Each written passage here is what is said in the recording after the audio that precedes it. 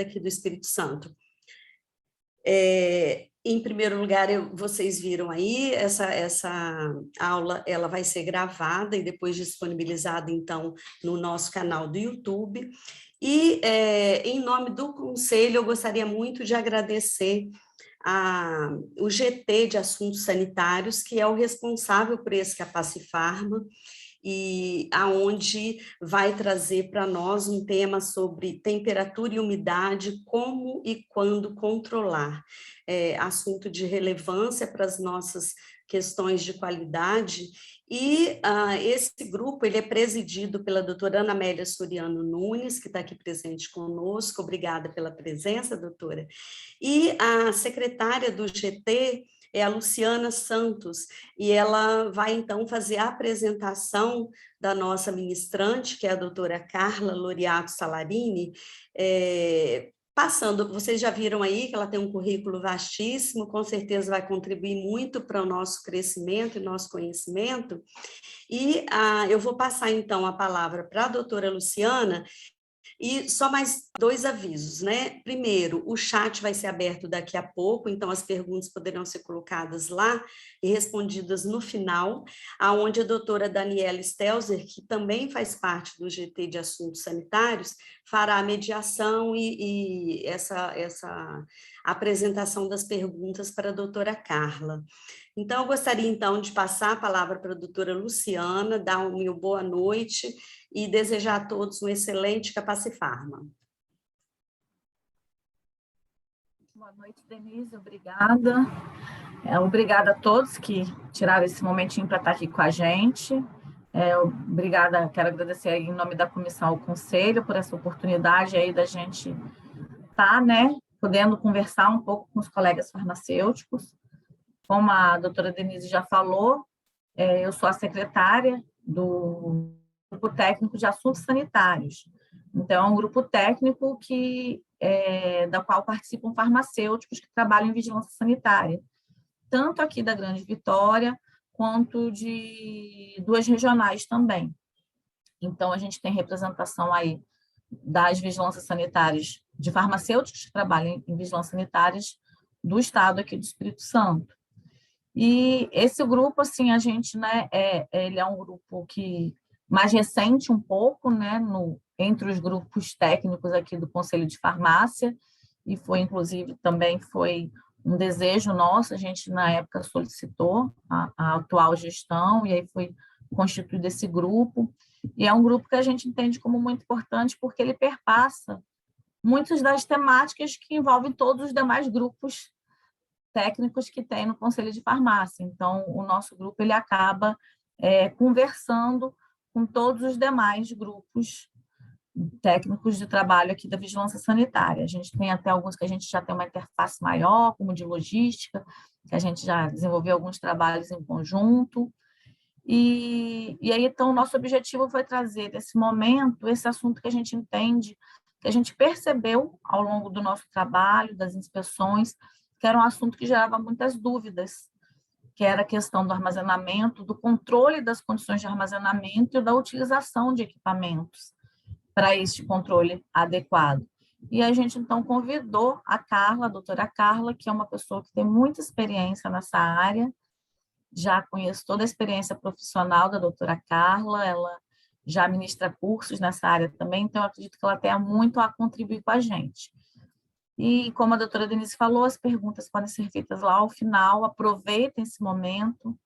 Esse assunto que ela vai estar trabalhando, ele se aplica a farmácias, drogarias, distribuidoras, transportadoras, importadoras, todos os locais em que se armazena não somente medicamentos, mas todos os produtos de interesse à saúde que necessitam de um controle ambiental para o seu armazenamento. Então, vou deixar ali com a doutora Carla. Doutora Carla, seja muito bem-vinda, muito obrigada por aceitar nosso convite de estar com a gente nessa empreitada de hoje. Muito obrigada, boa noite a todo mundo. É um prazer poder estar aqui compartilhando um pouquinho, né, do que a gente vem aprendendo ao longo desses anos. A gente sabe que ainda tem muito para aprender, mas a gente está indo caminhando, né? Então, e compartilhar isso para o crescimento de todo mundo, eu acho que, principalmente dos pacientes, né, de quem vai fazer o uso desses produtos depois. Eu vou compartilhar a tela com vocês aqui, da apresentação, só um minutinho.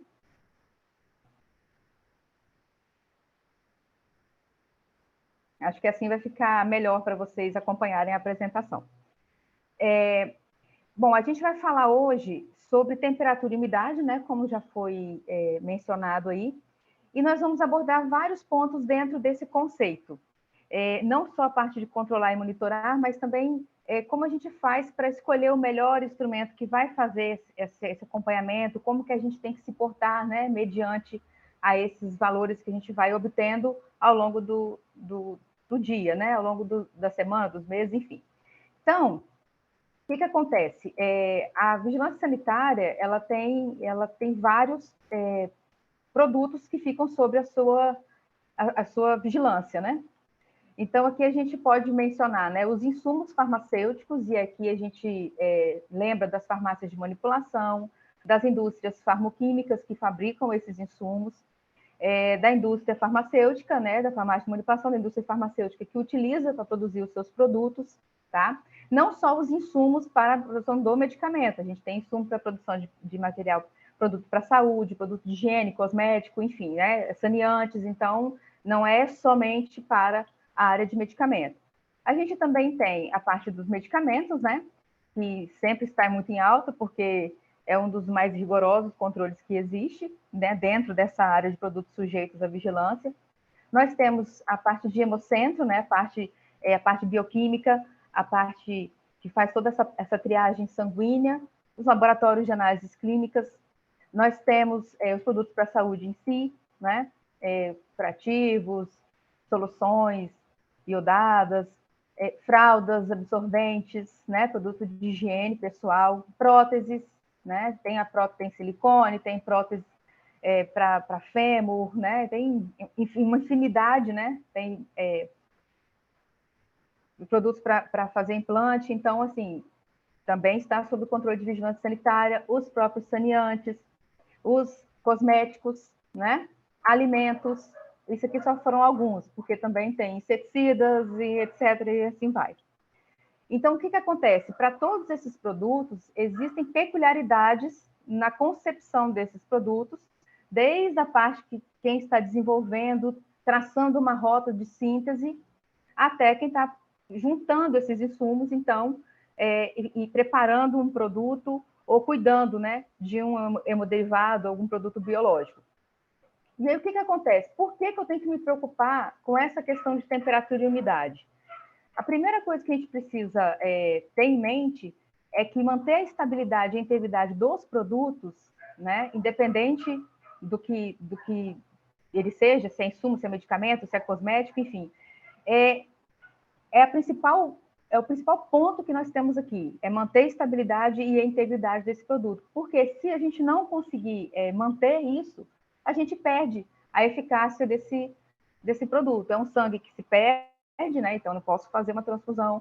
É um medicamento que se perde, é um insumo que se perde, é um antisséptico que você vai usar e não vai ter ação, né? Então, a gente tem que olhar muito para essa estabilidade. A gente vai entender depois por que essa estabilidade e integridade tem relação com temperatura e umidade. Então, isso a gente precisa garantir durante toda a cadeia de preparação desses produtos. Então, a gente tem aí o fabricante do insumo, que tem os seus controles, ele precisa também ter temperatura controlada. Imagina que ele está preparando, fazendo uma rota de síntese, né, para obter um produto que é altamente higroscópico. Como deve ser o controle de temperatura dele, de umidade dele, por exemplo, naquela sala? Pode ser um local muito úmido? Provavelmente não, né? Então, vai desde o fabricante, passando pelo fabricante do insumo, fabricante do produto, distribuidor, importador, né? Substituindo aí o fabricante, a própria farmácia, a farmácia hospitalar, o consumidor, o laboratório de análise, né? O consumidor final. E lembrando que entre esses caras todos aí que eu falei, nós temos as transportadoras, que retiram o insumo de um local, leva para outro, e retira o produto de um local, leva para o distribuidor. No caso da farmácia de manipulação, você tem a própria pessoa que pega o produto, tem os motoboys que levam, fazem as entregas, e tem o próprio paciente que vai lá e retira o produto. Será que ele consegue colocar esse produto dentro do carro? vai para o trabalho, pega o produto, põe no carro, esquece no carro, vai fazer essas coisas, depois vai consumir o medicamento, por exemplo, né? Então, a gente tem uma legislação muito pesada nessa parte aí, até a distribuição, importação, transporte. Agora está começando a mudar também na área da farmácia drogaria, que a farmácia manipulação também já tem uma legislação boa. E a tendência é que tudo que eu vou falar hoje se aplique na cadeia como um todo. Tá? A Anvisa ela já está trabalhando nessas alterações, né? Constantemente a gente que acompanha essas mudanças na legislação, a gente vê que está vindo legislação nova, muitas delas voltadas para a qualidade, para a garantia da qualidade do produto, dos processos. Então, inevitavelmente, já vai chegar na farmácia, drogaria, né, e até a própria orientação à população, porque se uma parte dessa cadeia falha, a gente está propagando essa falha para o próximo, né? Então, a gente tem que sempre cuidar muito bem para fazer a nossa parte bem certinha, para ir certinho para o próximo e assim vai. Pelo menos, se a gente não conseguir resolver tudo, pelo menos minimizar o impacto para quando chegar no consumidor final. Bom, então, manter estabilidade, como assim? O estudo de estabilidade é um estudo que é feito, e quem faz esse estudo é o responsável do produto, então, a responsabilidade do fabricante. Então, o fabricante do insumo, ele é responsável por fazer o estudo de estabilidade desse insumo. O fabricante do medicamento, do produto para a saúde, do cosmético, do domiciliários, né? Também alimento, industrializado, todos eles são responsáveis pela estabilidade desse produto, por esse estudo. A gente vai entender um pouquinho melhor como é que ele funciona. E a manutenção dessa estabilidade? São os demais envolvidos na cadeia, que é aquele gráfico que eu mostrei anteriormente. Então, o estudo de estabilidade ele serve para demonstrar a capacidade do produto em manter as suas propriedades físicas, químicas, toxicológicas, microbiológicas, originais, desde a sua concepção, né? E durante todo o período que ele for colocado em armazenamento. Tá? Nada mais é esse estudo de estabilidade do que a determinação do prazo de validade do produto. Então, a gente vê isso muito em alimento, né? Depois de aberto, consumir em 7 dias, ou manter em local fresco por tantos dias, né? Mais ou menos é isso que acontece também com os demais produtos. É feito um estudo de estabilidade que comprova, o fabricante, né, ele faz esse estudo que comprova que aquele produto, se for mantido naquelas condições de temperatura, umidade, protegido da luz, né, enfim, ele mantém a sua estabilidade por 2 anos, 3 anos, 6 meses, 3 meses, aí dependendo do produto e dependendo do segmento, manipulação, indústria, e por aí vai. Então, o que acontece? Quando tem uma quebra dessa estabilidade, em algum ponto dessa cadeia, quando aquele produto não foi armazenado da forma correta ou transportado da forma correta, transportado é um tipo de armazenagem, tá? De acordo com a nova, não tão nova assim, né, RDC 430, o transporte é um armazenamento sob rodas, né? Armazenamento em movimento. Então, se houve uma quebra dessa temperatura, dessa umidade, desses requisitos do produto, eu posso ter comprometido a minha estabilidade, consequentemente, a ação desse produto, a utilização desse produto. Só que muitas das vezes a gente não consegue ver isso visualmente. É algo molecular, que a gente só vai conseguir perceber, às vezes, quando você fizer o uso ou de um kit diagnóstico, ou de um medicamento, ou de um cosmético, e depois você vai começando a ter as consequências, ou a falta da eficácia, ou complicações, né? Ao invés de melhorar, você vai piorar. Então, a estabilidade ela é muito crítica por causa disso, e ela está intrinsecamente ligada à temperatura e umidade, dentre outros fatores. Então, olha só, fatores que afetam a estabilidade, como eu já falei, a gente tem fatores intrínsecos e extrínsecos. Os intrínsecos são relacionados ao processo de fabricação. Então, tem lá a parte do controle de temperatura que o fabricante do insumo faz, que o fabricante do medicamento faz, que o fabricante do produto para a saúde da higiene pessoal, cosmético, eles fazem. E aí, não só isso, tá? Tem uma série de fatores intrínsecos da própria formulação, de como ela é concebida, por exemplo, que podem afetar a estabilidade do produto. E a gente vai se ater agora aos fatores extrínsecos, então são fatores relacionados a condições ambientais, temperatura, ventilação, iluminação, umidade, tá? Como que a gente faz a parte de transporte, em que condições a gente faz esse transporte, em que condições a gente armazena. Então a gente vai se ater a essa parte, que são os fatores extrínsecos, mais relacionados à parte de farmácia, né, todos os locais que fazem esse armazenamento. Os intrínsecos é mais relacionados à parte de desenvolvimento farmacológico, farmacotécnico, tá? Então, a gente não vai se ater a essa parte, não, só a parte dos extrínsecos. Então, um dos fatores que compromete a estabilidade é a incidência de luz. Por quê? A luz, se a gente for lembrar lá da química, para quem já passou pela química, né? Porque deve ter aluno aí que deve estar passando ainda pelos perrengues da química, vai lembrar da questão do fóton, né? De colocar mais energia nas moléculas, as moléculas vão vibrar mais, então elas vão ter alterações. Então, essa luminosidade, ela provoca essas alterações. Tanto que, quando um produto ele é sensível, que a gente chama de fotossensível, ele geralmente vem na forma de drágia ou encapsulado, ele vem em frasco âmbar, em blister âmbar, né? O blister também é alumínio, que também é um tipo de proteção contra a umidade. Então, ele vem protegido, ele é concebido protegido e ele é embalado protegido. Só que a proteção, quando está lá fazendo o desenvolvimento, ela não acaba aí, né? Porque fica pouco tempo entre a produção e a expedição desse produto. Agora, quem armazena, tem de armazenar mais tempo, né? Quantas vezes você já foi na farmácia e comprou um medicamento com 6 meses para vencer? 3 meses para vencer, né? Por exemplo. Então, você armazena esse produto por mais tempo nesses locais. Então, a gente tem que garantir essa segurança, tanto que vem escrito, né, nas embalagens, manter ao abrigo da luz, manter local fresco, né, vem alguma orientação do fabricante ali, e é responsabilidade dele informar como que o produto dele tem que ficar armazenado.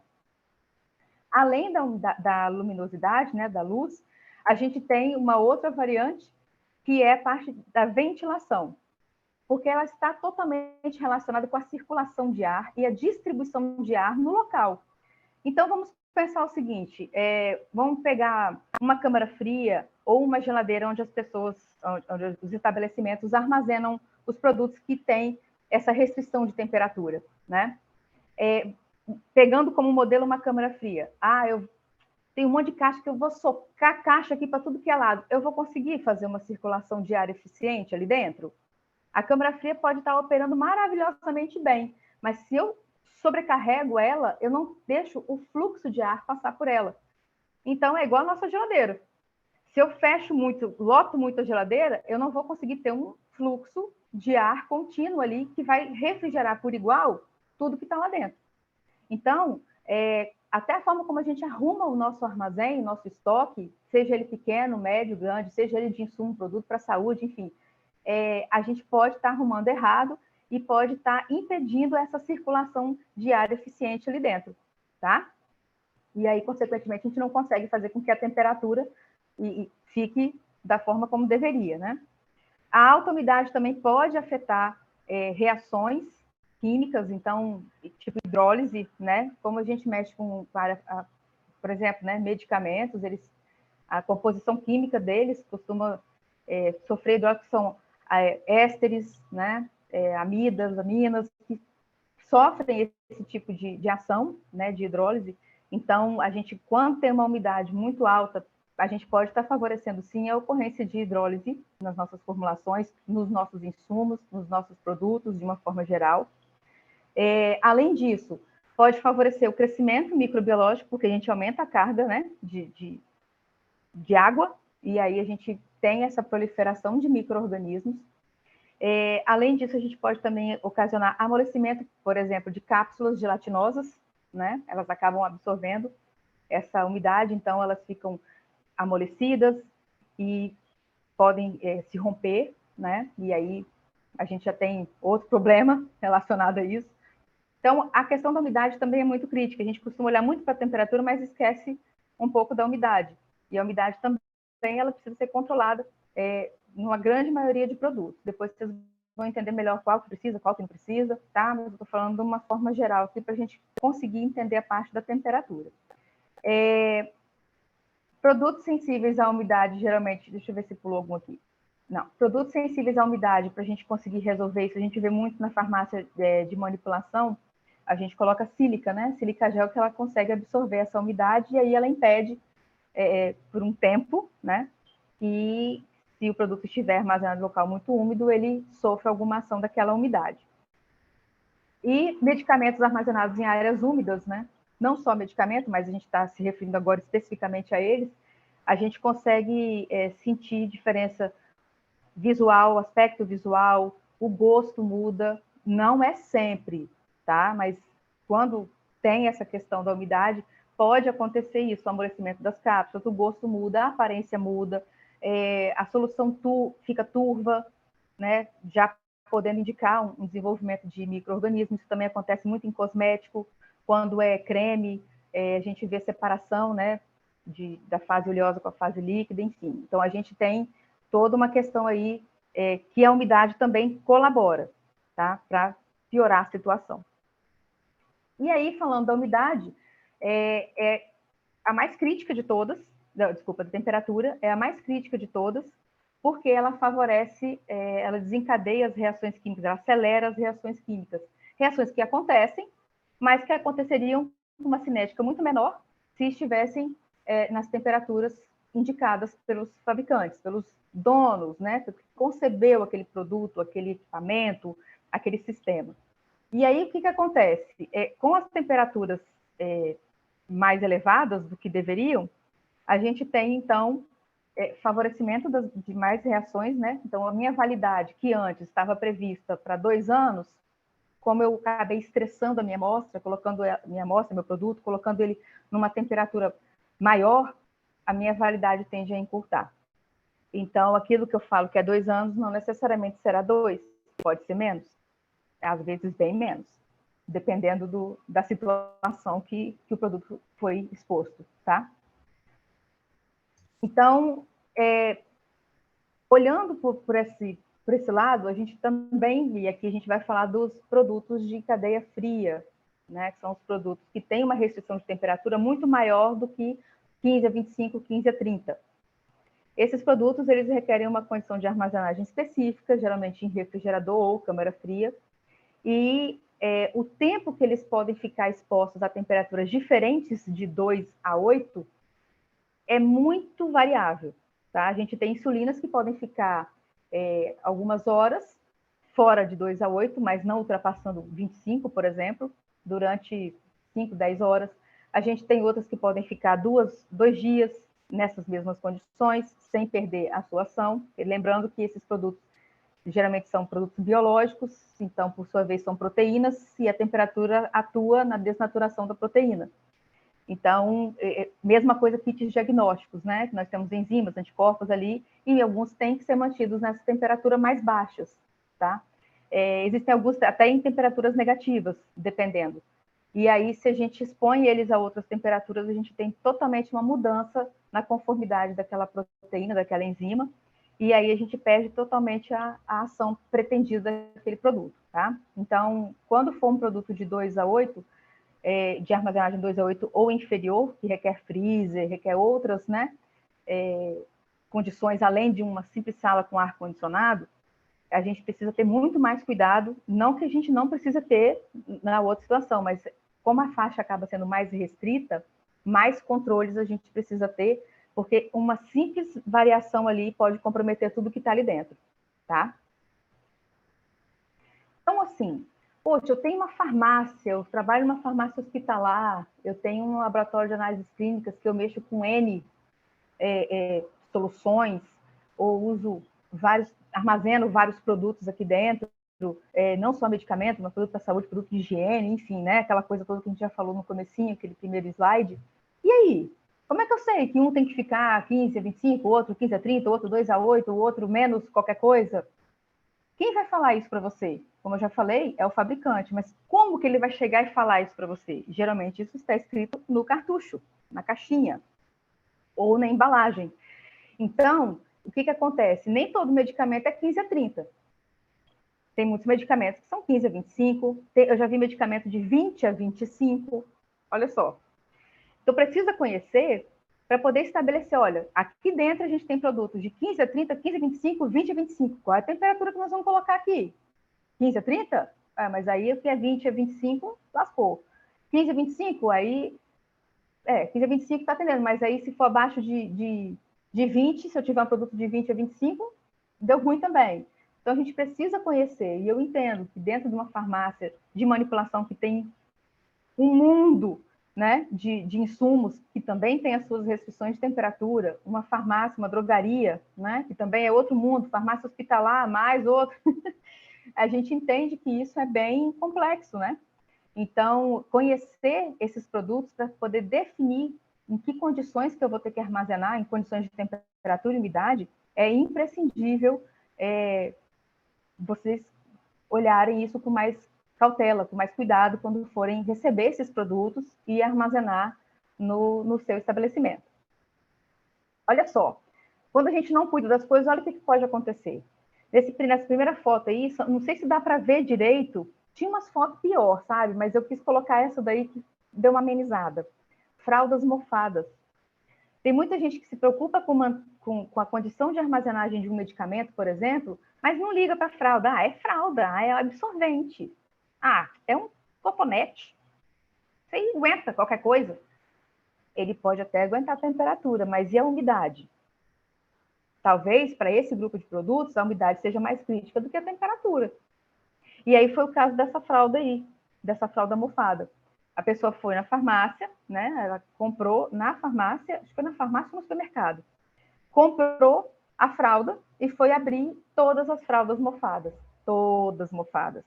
Imagina usar isso num bebezinho, né? Tudo bem que ela estava mofada, tão mofada, que dava para ver. E aquelas que a gente não consegue ver, mas estão mofadas, né? O que acontece nesse caso? Já visualizei, já conheço casos de que a pessoa estava realizando o recebimento de um produto num dia mais chuvoso, e como eram fardos de fralda, né? Estava caindo água, pingando chuva em cima dos fardos. Ah, mas é só passar um pano e seca. Então, a gente tem que ter muito cuidado, porque um armazenamento errado e uma forma de manuseio errado pode mofar a fralda, né? Quem pensava que ia mofar a fralda? Mofa a fralda só quando ela vence em casa. Um armazenamento errado e uma falta de controle pode gerar esse tipo de problema. Fralda, absorvente, né? Enfim. A gente tem aí também um desenho de um teste, nesse caso, um teste de Covid, nada a ver porque está na moda, mas não é isso. Eu só quis mostrar que quando a gente não armazena corretamente também kits de diagnóstico, por exemplo, né? Nós podemos ter falsos positivos e falsos negativos. Porque é aquela questão que eu falei para vocês, eu posso armazenar de uma forma incorreta, então eu tenho a minha cadeia proteica toda desfeita, e na hora que vai fazer a reação, não vai reagir, vai falar, não está com nada, e de repente a pessoa está com alguma coisa e não foi possível fazer essa verificação de uma forma adequada. O próprio medicamento, né? E seus insumos, então é uma cadeia, se o insumo não está bom e você não consegue ver isso, fazer uma análise completa dele, ou perceber isso, você leva isso para dentro de um produto, e aí só vai piorando a situação. Quando a pessoa vai fazer o uso do produto, ou ela tem o efeito contrário, né, por conta da degradação daquele produto, ou se ele não vai fazer, na melhor das hipóteses, ele não vai fazer efeito, né, quando não tem esse controle desde o fabricante até o ponto final de dispensação. Complicado, né? Então, por que eu tenho que monitorar, controlar? Mas espera aí, monitorar e controlar, de repente é a mesma coisa, são coisas iguais, são coisas diferentes. Monitorar, coletar e observar informações, verificar se a temperatura e a umidade são mantidas de acordo com o estabelecido. Então, monitorar é quando a gente está olhando todo dia a temperatura, todo dia eu estou olhando 5 vezes por dia, 2 vezes por dia, 1 vez por dia, enfim. E estou vendo, estou anotando. Então, eu estou monitorando. Quando eu controlo, aí já é outra coisa. O controlar é estabelecer a ação. Pensa só. Ah, eu vou preencher um registro de temperatura e umidade porque a vigilância pede. Esquece isso, gente. Eu vou preencher um registro com a temperatura que está ali, porque eu estou zelando pela qualidade e manutenção da estabilidade daqueles produtos que estão confiados a mim, tá? Independente do meu segmento. Então, eu estou registrando temperatura e quando eu vejo, peraí, esse negócio, peraí, a temperatura aqui é de 15 a 25. Está dando 25. O que eu vou fazer? Vou registrar 25 e vou ficar feliz, porque deu 25. Ou eu vou, não, tem que abaixar a temperatura do ar-condicionado, tem que ver se tem uma janela aberta, tem que fazer isso, fazer aquilo. Para quê? Para que aquela temperatura que está a 25, ela fique abaixo de 25, porque acima de 25 já deu fora, tá? Então, monitorar é quando a gente está vendo as temperaturazinhas ali. Controlar já é avaliar criticamente aquilo que a gente está registrando e atuar para aumentar a temperatura, diminuir a temperatura, aumentar a umidade, diminuir a umidade. Então, esses dois, monitorar e controlar, eles andam juntos. A gente não consegue separar ele nessa vida nossa farmacêutica de ser, tá? Então, para que a gente possa controlar e monitorar corretamente, o que a gente precisa? Primeiro, estabelecer os limites aceitáveis de temperatura e umidade. Lembrando que umidade não vai se aplicar a produtos 2 a 8 ou produtos de temperatura negativa, tá? A umidade ela vai se aplicar a produtos com acima de 15 no nosso meio ali, acima de 15. Abaixo disso, geralmente a gente não tem essa influência da umidade, temperatura sempre, tá? Então, esses limites aceitáveis, é aquele exemplo que eu dei. Poxa, aqui eu tenho produto de 15 a 25, 15 a 30. Qual que é o meu limite aceitável? Qual que é a minha faixa aceitável? 15 a 25. Porque 15 a 25 vai servir tanto porque é de 15 a 25, quanto que é para 15 a 30. Beleza? Bom, além disso, eu preciso estabelecer limites de alerta. Daquele modelo assim, tá, 15 a 25. Já estabelecemos que é 15 a 25. Quando chegar em 24, eu já tenho que observar se esse 24 vai aumentar ou se ele vai baixar. Porque a ideia é não deixar essa temperatura e essa umidade, tudo que eu falo para temperatura serve para umidade, ultrapassar esses limites que eu estabeleci como aceitáveis. E eu estabeleço o limite como aceitável de acordo com os produtos que eu tenho para armazenar, tá bom? Então, limites aceitáveis, limite de alerta, limite de ação. Limite de ação é diferente de limite de alerta. O limite de alerta é só para você ficar alerta. Limite de ação é quando eu vou aumentar a temperatura, colocar um desumidificador, diminuir a temperatura, ligar o outro ar-condicionado, ligar um ventilador, tirar o produto de baixo, botar para cima, tirar de cima, botar para baixo, tá? Então, esse limite de ação, geralmente, se eu estabeleci como alerta 24, de ação vai ser 24,5, por exemplo. Para não deixar, isso tudo é para não deixar a temperatura sair do limite que eu estabeleci como aceitável de acordo com os produtos. Preciso avaliar os dados diariamente. Não adianta ter uma pessoa, às vezes não é o farmacêutico que faz essa verificação nos estabelecimentos, então o farmacêutico, por muitos, né, quase não tem atribuição, né? Então, ele delega, às vezes, ele treina e delega para outra pessoa fazer. Aí ele só vai assinar o relatório no final do mês, que está no início do mês que vem. Show de bola, tudo fora da temperatura. Porque, assim, eu estou considerando que todo mundo registra a temperatura que está vendo de verdade, na Vera, né? Então, avaliar os dados diariamente. Porque eu posso estar tendo uma tendência, olha, hoje está dando 24, daqui a pouco 24,1, 24. Opa, peraí.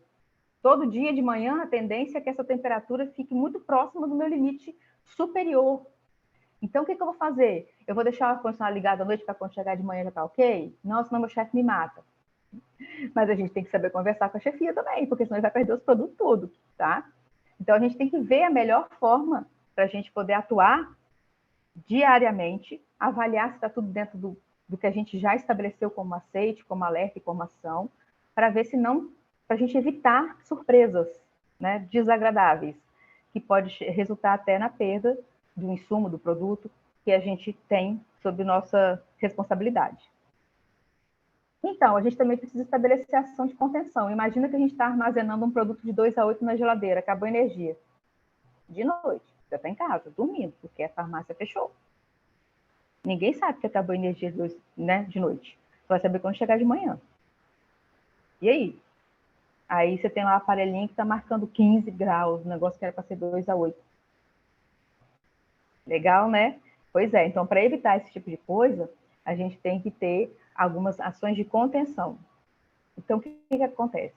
Podemos ter um monitoramento que apita para você saber de noite, vai te acordar, você vai adorar saber, né? 3 horas da manhã, que a temperatura da geladeira está saindo fora da faixa. Então, tem uma série de coisas que a gente pode fazer, a gente vai discutir algumas aqui, para tentar dar uma amenizada na situação, tá? Para quem já é de indústria farmacêutica, a própria parte da logística farmacêutica, transportadora, distribuidora, sempre foi cobrado e agora mais, né? Geradores, monitoramento contínuo, 24 horas, né? Para você evitar online, para você evitar esse tipo de surpresa, chegar no outro dia ou numa segunda-feira e ter perdido tudo que você tem armazenado lá. A gente precisa registrar ações, a gente tem que ter o hábito de registrar o que a gente faz, até para a gente ter um histórico, né? Olha, aconteceu a temperatura da câmara fria, chegou em 7,8, mas graças a Deus a gente mexeu ali, mexeu aqui, e aí diminuiu. Aí amanhã acontece de novo. Aí você, poxa, eu vi o fulano mexendo ali, mexendo aqui, eu vou mexer também. Às vezes acerta, às vezes não. Mas ele não registrou em lugar nenhum. Então, olha só, se eu estou tendo esse tipo de intervenção com uma certa frequência, é porque a minha geladeira deve estar ruim. Mas se eu não registro, não tenho como saber. Né? A gente não tem muito hábito de registrar. Então, quando eu falei lá no começo que a Anvisa está mudando legislações e ela está trazendo esse conceito de gestão da qualidade, registrar ações pode ser, para quem ainda não tem um sistema de gestão da qualidade ou instituído por RDC, ou simplesmente porque não tem, crie o hábito de registrar pelo menos na folhinha onde é registrada a questão de temperatura e umidade, o que foi feito naquele dia, como é que foi procedido, e avaliar. Não é só registrar, tem que avaliar tudo que está acontecendo, porque às vezes você está criando um monstro e não sabe, você só vai descobrir na hora que ele se manifestar, né? E a gente está numa onda, numa vibe, né, nessa área farmacêutica, de gestão de risco, tá? É uma tendência que ela está vindo assim, começou com a indústria, e a indústria é marco regulatório. Então, o que está vindo nela, você tem que ficar de olho, porque vai chegar em você em algum momento da sua vida, vai chegar. Então, a gestão do risco, ela é muito importante. Então, se a gente registrar e não avaliar, o que está acontecendo? Está acontecendo que eu estou criando um monstro. Uma hora vai explodir. E quando explodir, para resolver, vai ser bem mais penoso, bem mais custoso, às vezes até doloroso, tá?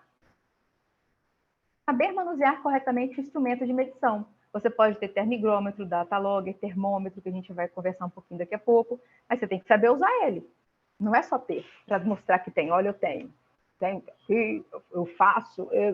Não, tem que saber usar direitinho, porque ele vai te falar muita coisa importante, principalmente nesse contexto, né, de temperatura e umidade, relacionando a nossa responsabilidade como promotores de saúde. A gente precisa promover a saúde. Nosso juramento tem isso, né? Então, como a gente é esse tipo de agente promotor de saúde, a gente tem que cuidar dos produtos que estão sob a nossa responsabilidade. E avaliar a certificado de calibração dos medidores. Essa é a melhor parte, né? A parte é mais legal. Porque além da gente fazer tudo isso, a gente, os instrumentos têm que ser calibrados, né? Uma vez por ano, geralmente, e a gente tem que saber como é que ele está. Porque se ele estiver me dando erro muito grande, eu estou lá colocando, que a temperatura está 24,5, mas o erro dele é de 3.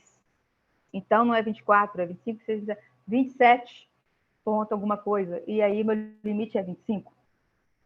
Então, você foi trollado pelo certificado de calibração. Olha só que situação. Então, a gente precisa saber avaliar esse certificado para a gente não ser pego de surpresa, achando que está tudo dentro dos conformes e muitas vezes não está. Tá? Quem usa termigrômetro, eu acho que uma grande parte usa termigrômetro, né? Termigrômetro não tem uma vida útil muito grande. Ele funciona 24 horas por dia, 7 dias na semana, o ano em 365, às vezes 366 dias no ano. Ele não tem uma vida útil de anos. Né? Então, 5 anos, às vezes, você está trocando, às vezes até menos. Então, você imagina, tem que acompanhar aí, tem que dar a mãozinha e acompanhar como é que ele está. Se ele estiver já saindo dos limites, que a gente vai ver mais para frente, eu já tenho que trocar, tá bom? Então, o que a gente tem? O que a gente pode usar como instrumento de medição? Nós temos termômetros, que aí daí a gente só vai medir temperatura, certo? E aí a gente tem alguns tipos de termômetro aí, ó. Aqui no desenho a gente tem 2, tem um com sensor externo, que está marcando aí 25,8 no desenho, e a gente tem um outro, do outro lado está marcando 24,8, que é um termômetro tipo espeto.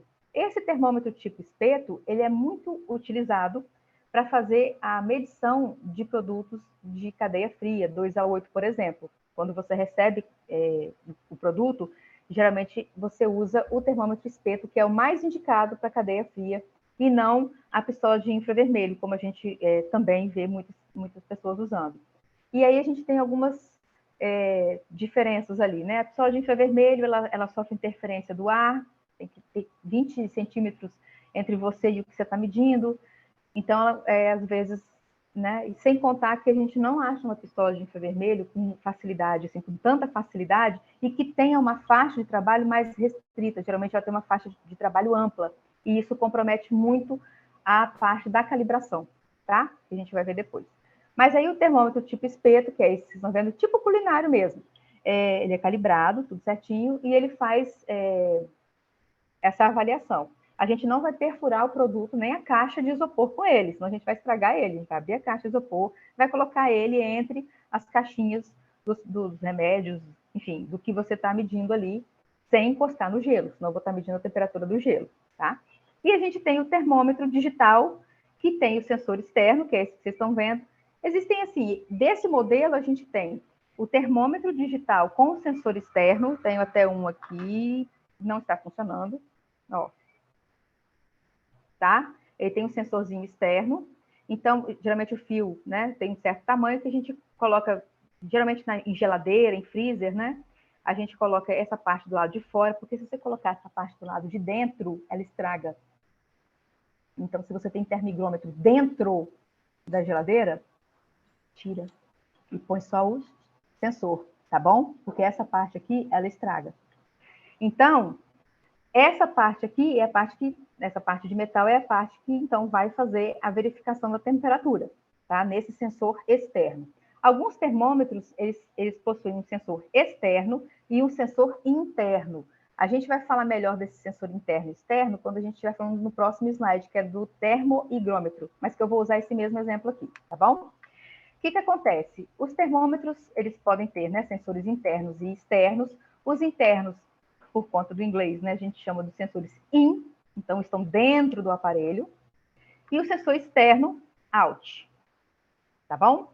Quando vocês mandam fazer alguma calibração, não sei se vocês já repararam no certificado de calibração, eles colocam assim, temperatura in, temperatura out, mesmo que você não tenha pedido isso para a empresa, geralmente a empresa coloca, porque ela viu que tem um sensor, ela vai colocar, e se tiver sensor interno, ela vai botar calibração do sensor in, calibração do sensor out. E a gente vai entender melhor depois como que faz isso aqui.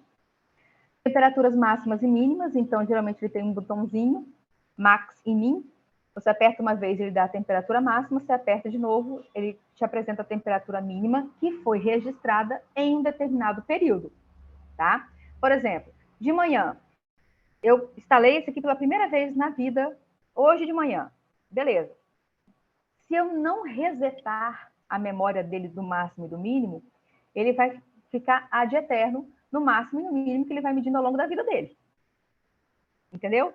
Se eu for pegar o máximo e mínimo para fazer o meu registro, eu vou estar pegando o registro errado. Se eu não resetar, se eu não zerar essa leitura. Por exemplo, eu faço uma leitura 3 vezes por dia numa geladeira. Então, a leitura é feita às 8 da manhã, meio-dia e 4 horas da tarde. Exemplo, 8 horas da manhã, eu cheguei para fazer a leitura e eu faço a leitura do máximo e o mínimo, porque eu já pego o máximo que deu e o mínimo que deu das 16 horas do dia anterior até as 8 horas do dia atual. Fiz a leitura do máximo e do mínimo, eu tenho que resetar.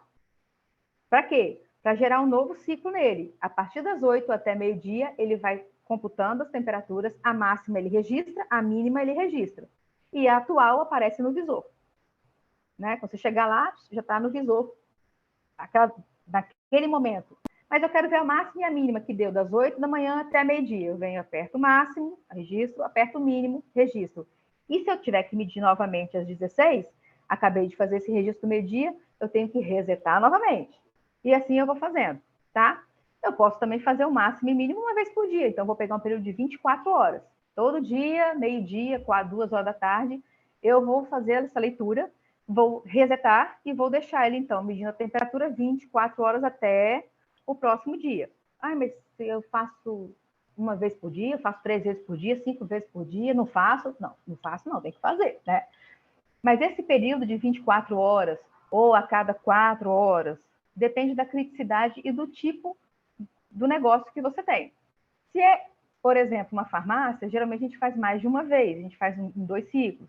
Se é um armazém climatizado, que já segue o que está preconizado na resolução para armazém logístico, né, eu já faço 24 horas, porque eu já vou ter um monitoramento constante. Eu faço 24 horas com uma contingência, né? Então, isso vai depender muito do segmento que você atua, para você definir, tá? Eu, particularmente, gosto muito de máximo e mínimo, que aí eu já pego naquele período de 4 horas, 6 horas, 12 horas, 24 horas, não ultrapassem 24 horas, por favor, eu já pego o máximo e o mínimo que deu. Só que tem algumas limitações, né? Porque, infelizmente, mesmo que o meu termômetro ou o meu termigômetro tenham um relógio, não é obrigatório ter, mas alguns têm, alguns modelos têm. Quando eu vejo um mínimo, eu não sei quanto tempo que aquela temperatura ficou no mínimo. Ela pode ter ficado 10 minutos, 5 minutos, 1 hora, 5 horas naquele mínimo. Então, ele não dedura 100%, entendeu? Eu só sei que ficou o mínimo e o máximo, mas eu não sei precisar o tempo que ficou naquele mínimo e o tempo que ficou naquele máximo, quando eu tiver que avaliar excursões de temperatura. Bom, então tem o reset de memória, né? Os termômetros todos têm, todos devem ser calibrados antes do uso. E no caso de termômetro, termigrômetro, esse povo todo aí, de temperatura, a gente faz uma calibração para conhecer o erro dele, não é para fazer ajuste, tá? Diferente de uma balança. A balança a gente calibra, se ela tiver com uma faixa de calibração não atendendo o que é preconizado pela portaria do Inmetro, o que se faz? É feito um ajuste no equipamento. Termigrômetro, termômetro, vocês não, muito raramente, vocês vão encontrar um que aceite esse tipo de ajuste. Vocês vão encontrar, sim, algum termigrômetro e algum, principalmente data logger, só que eles vão ser bem mais caros do que o que a gente usa naturalmente, tá? Aqui, ó, esse desenho que eu estava falando da pistola de infravermelho, né? Tem essa e tem outros modelos. Quando a gente tem algum medidor que permite fazer essa compensação do erro da medição, né? A gente vai ver mais para frente, geralmente ele tem no formato offline. E aí, quando você tem que conhecer muito bem o seu equipamento, o seu instrumento, para você solicitar à empresa que está fazendo a calibração esse ajuste. Mas eu já adianto para vocês que os termigrômetros e termômetros que a gente usa normalmente são esses da foto e da próxima, não tem essa facilidade, tá? Por isso que a gente tem que avaliar o certificado de calibração para a gente ficar seguro de que está colocando um instrumento que está apto e está dentro do que a gente espera da leitura que ele realiza, tá bom? Bom, semelhantemente ao termômetro, né, que vai mudar pouca coisa, a gente tem o termohigrômetro. A diferença é que o termohigrômetro ele vai fazer a aferição, além da temperatura, também da umidade. Umidade máxima, umidade mínima. E aí, eu vou passar uma informação para vocês que eu já visualizei, assim, muitas pessoas se confundem e erram algumas coisas. Eu vou dar um exemplo para vocês. Faz de conta que esse aqui é um termohigrômetro, tá bom? Eu não podia tirar o termohigrômetro do local de trabalho para trazer para a aula. Faz de conta que ele é um termohigrômetro, então ele é um termohigrômetro com sensor externo. Termohigrômetro com sensor externo é porque ele tem um interno. Eu também consigo comprar termohigrômetro sem o sensor externo. Eu consigo comprar um termohigrômetro assim, ele não tem o fiozinho, tá? Qual que é a diferença? Olha só, um termohigrômetro com sensor externo, eu consigo medir dois lugares diferentes de temperatura. Quando ele não tem o sensor externo, eu só consigo medir o local onde ele está. Lembrando que eu não posso colocar um termohigrômetro desses aqui dentro de uma câmara fria, por exemplo, tá? Porque vai condensar água e ele vai estragar. Então, nem freezer, então, esquece. Então, o que eu faço? Poxa, eu tenho uma câmara fria e próximo dela tem um armazenamento de produto, numa condição de 15 a 25. O que eu faço? Eu coloco o meu termohigrômetro, que tem um sensor interno, próximo da câmara fria, e que também está próximo do local que eu armazeno, e eu coloco o meu sensor externo dentro da câmara fria. E aí, quando eu for calibrar, eu tenho que ter agora um cuidado. A temperatura in, eu calibro na condição de 15 a 25. A temperatura out, eu calibro na condição de 2 a 8. O que a gente vê? Às vezes as pessoas elas compram o termigrômetro que tem o sensor out, não sabem essa diferença, tá? Manda para calibração, volta, já está no local. Quando você faz isso, você vai lá anotar a temperatura, você está anotando a temperatura in, sensor interno. Para você ter a temperatura out, tem um botãozinho, igual tem aí nos desenhos, que é de out. No primeiro desenho, nesse termigrômetro cinza, o botãozinho de in e out está atrás do equipamento. No outro modelo azul, claro e branco, já tem o botãozinho na frente. Tá? Então, você tem que conhecer o seu equipamento para saber onde é que está essa diferenciação, porque ambos têm sensor externo. Então, olha só, se você não conhece essa facilidade, que te permite medir duas coisas diferentes, dois espaços diferentes, um in e outro out, e você vai mandar para a calibração, ele vai trazer o in e out na mesma condição de temperatura e umidade que você solicitou. Tá? Lembrando que, nesse caso do termômetro e do termigrômetro, o sensor out, ele mede só a temperatura e não mede umidade. A umidade fica sempre dentro do in, sensor interno, tá bom? E aí, o que acontece? Você colocou lá no seu local, na sua estante, na prateleira, enfim, você colocou o equipamento lá assim, ó, tá bom? E ele está medindo a temperatura daquele local, porque é o que interessa, na modalidade in. Aí tem uma caixinha de remédio, um produto, qualquer coisa que encosta nesse sensor. Para você não vai fazer diferença nenhuma, você não está usando ele. Tá bom? Então, quando for fazer a verificação da temperatura, ter certeza de que vocês estão medindo o in. E o out, lógico, a gente tem o cuidado de não deixar esse sensor em contato com as coisas para poder deixar ele com a vida dele, com a vida útil dele tranquila, tá? E não ficar, a professora falou que não vai servir para nada mesmo, eu vou arrancar esse trem fora, vou cortar. Não faça isso, por favor. Vocês vão aprender a usar esses dois sensores aqui para quem ainda não sabe usar quando tem os dois, tá bom? E como a gente falou, tanto para termômetro quanto para termigrômetro, tem sensores in e out, tá? E também tem a opção do termigrômetro só in. A gente tem a temperatura máxima e mínima, tanto na modalidade in quanto na modalidade out, interno e externo, né, com o sensor. A gente tem a umidade, aí saiu unidade, né? Mas enfim, umidade máxima e mínima no in, sensor interno. Tem reset de memória, mesma coisa, gente. Se eu vou usar um termigrômetro para pegar temperatura e umidade em 24 horas, em 16 horas, em 12 horas, eu tenho que registrar o máximo e mínimo, se eu faço o controle do máximo e mínimo, e resetar. Senão, eu estou anotando...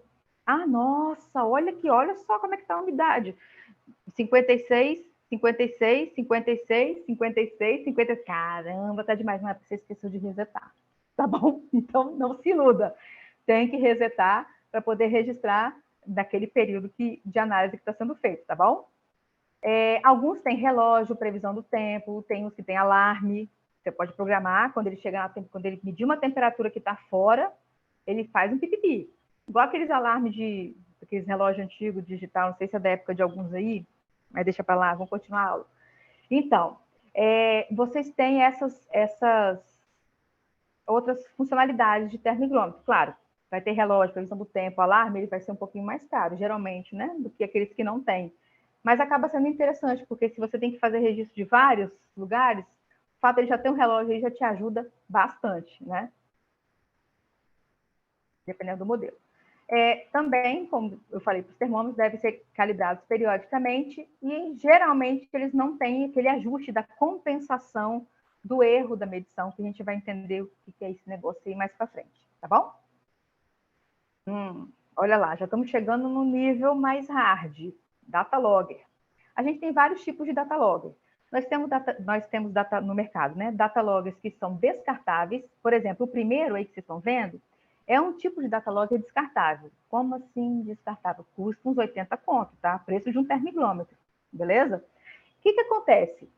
A gente, às vezes, tem que, na parte logística, por exemplo, né? A gente tem que monitorar a temperatura dentro da caixa de embarque, na caixa de papelão, onde tem os cartuchinhos, onde tem as caixinhas. Geralmente, também, quando faz alguma importação, né? Vem de fora, sabe-se lá Deus de onde vem, por quanto tempo fica passando pelos desertos da vida, né? Se não vem de avião. Então, é colocado esses data loggers, ele já vem programados, você só aperta o botãozinho para ele começar a fazer a leitura, coloca nas caixas, embala e despacha. Quando chegar no destino, a pessoa retira esse datalogger, né, ou retorna esse datalogger para o fabricante, ou para o distribuidor, ou para o importador, ou já baixa os dados no computador, porque ele é um pendrivezinho. Então, você coloca ali, ele já baixa os dados no formato de gráfico, igual um modelinho que vocês estão vendo aí, né, um modelo de gráfico, e aí você consegue ver por quanto tempo ele ficou fora da temperatura, se houve alguma excursão de temperatura, quanto foi o máximo, quanto foi o mínimo, e aí você consegue avaliar tecnicamente, junto com o fabricante, né, se aquela excursão de temperatura ela impacta ou não na qualidade do produto em si. Legal, né? Caro, mas é legal. A gente tem um outro tipo de data logger, que a gente tem um modelo aí da Novus, tá? Esse daí já é mais fixo, né? Você deixar ou no veículo ou na sua área de armazenamento. A gente tem o termômetro, termohigrômetro, desculpa, gente, data logger, por exemplo, da marca Texto, muito usado na logística farmacêutica, tá? Eles medem tanto temperatura quanto umidade.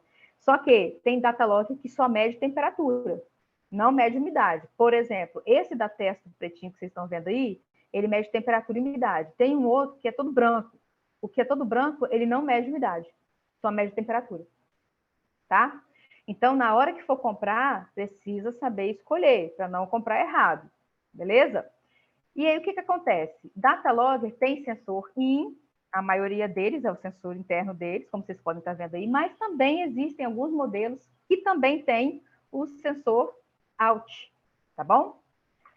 Captação de dados de acordo com a programação, aí já começa a ficar massa, ó, você já pega esses equipamentos, ele já, ou se ele for descartável para aquele tipo de monitoramento que eu falei, ele já vem pré-programado, você só dá o start nele, ou os demais, né, desse modelo que eu coloquei aí, você tem uma interface que você conecta ele e você programa para ele fazer medições a cada hora, a cada minuto, a cada 5 minutos, a cada 10 minutos. Aí vai depender do que você quer medir, né?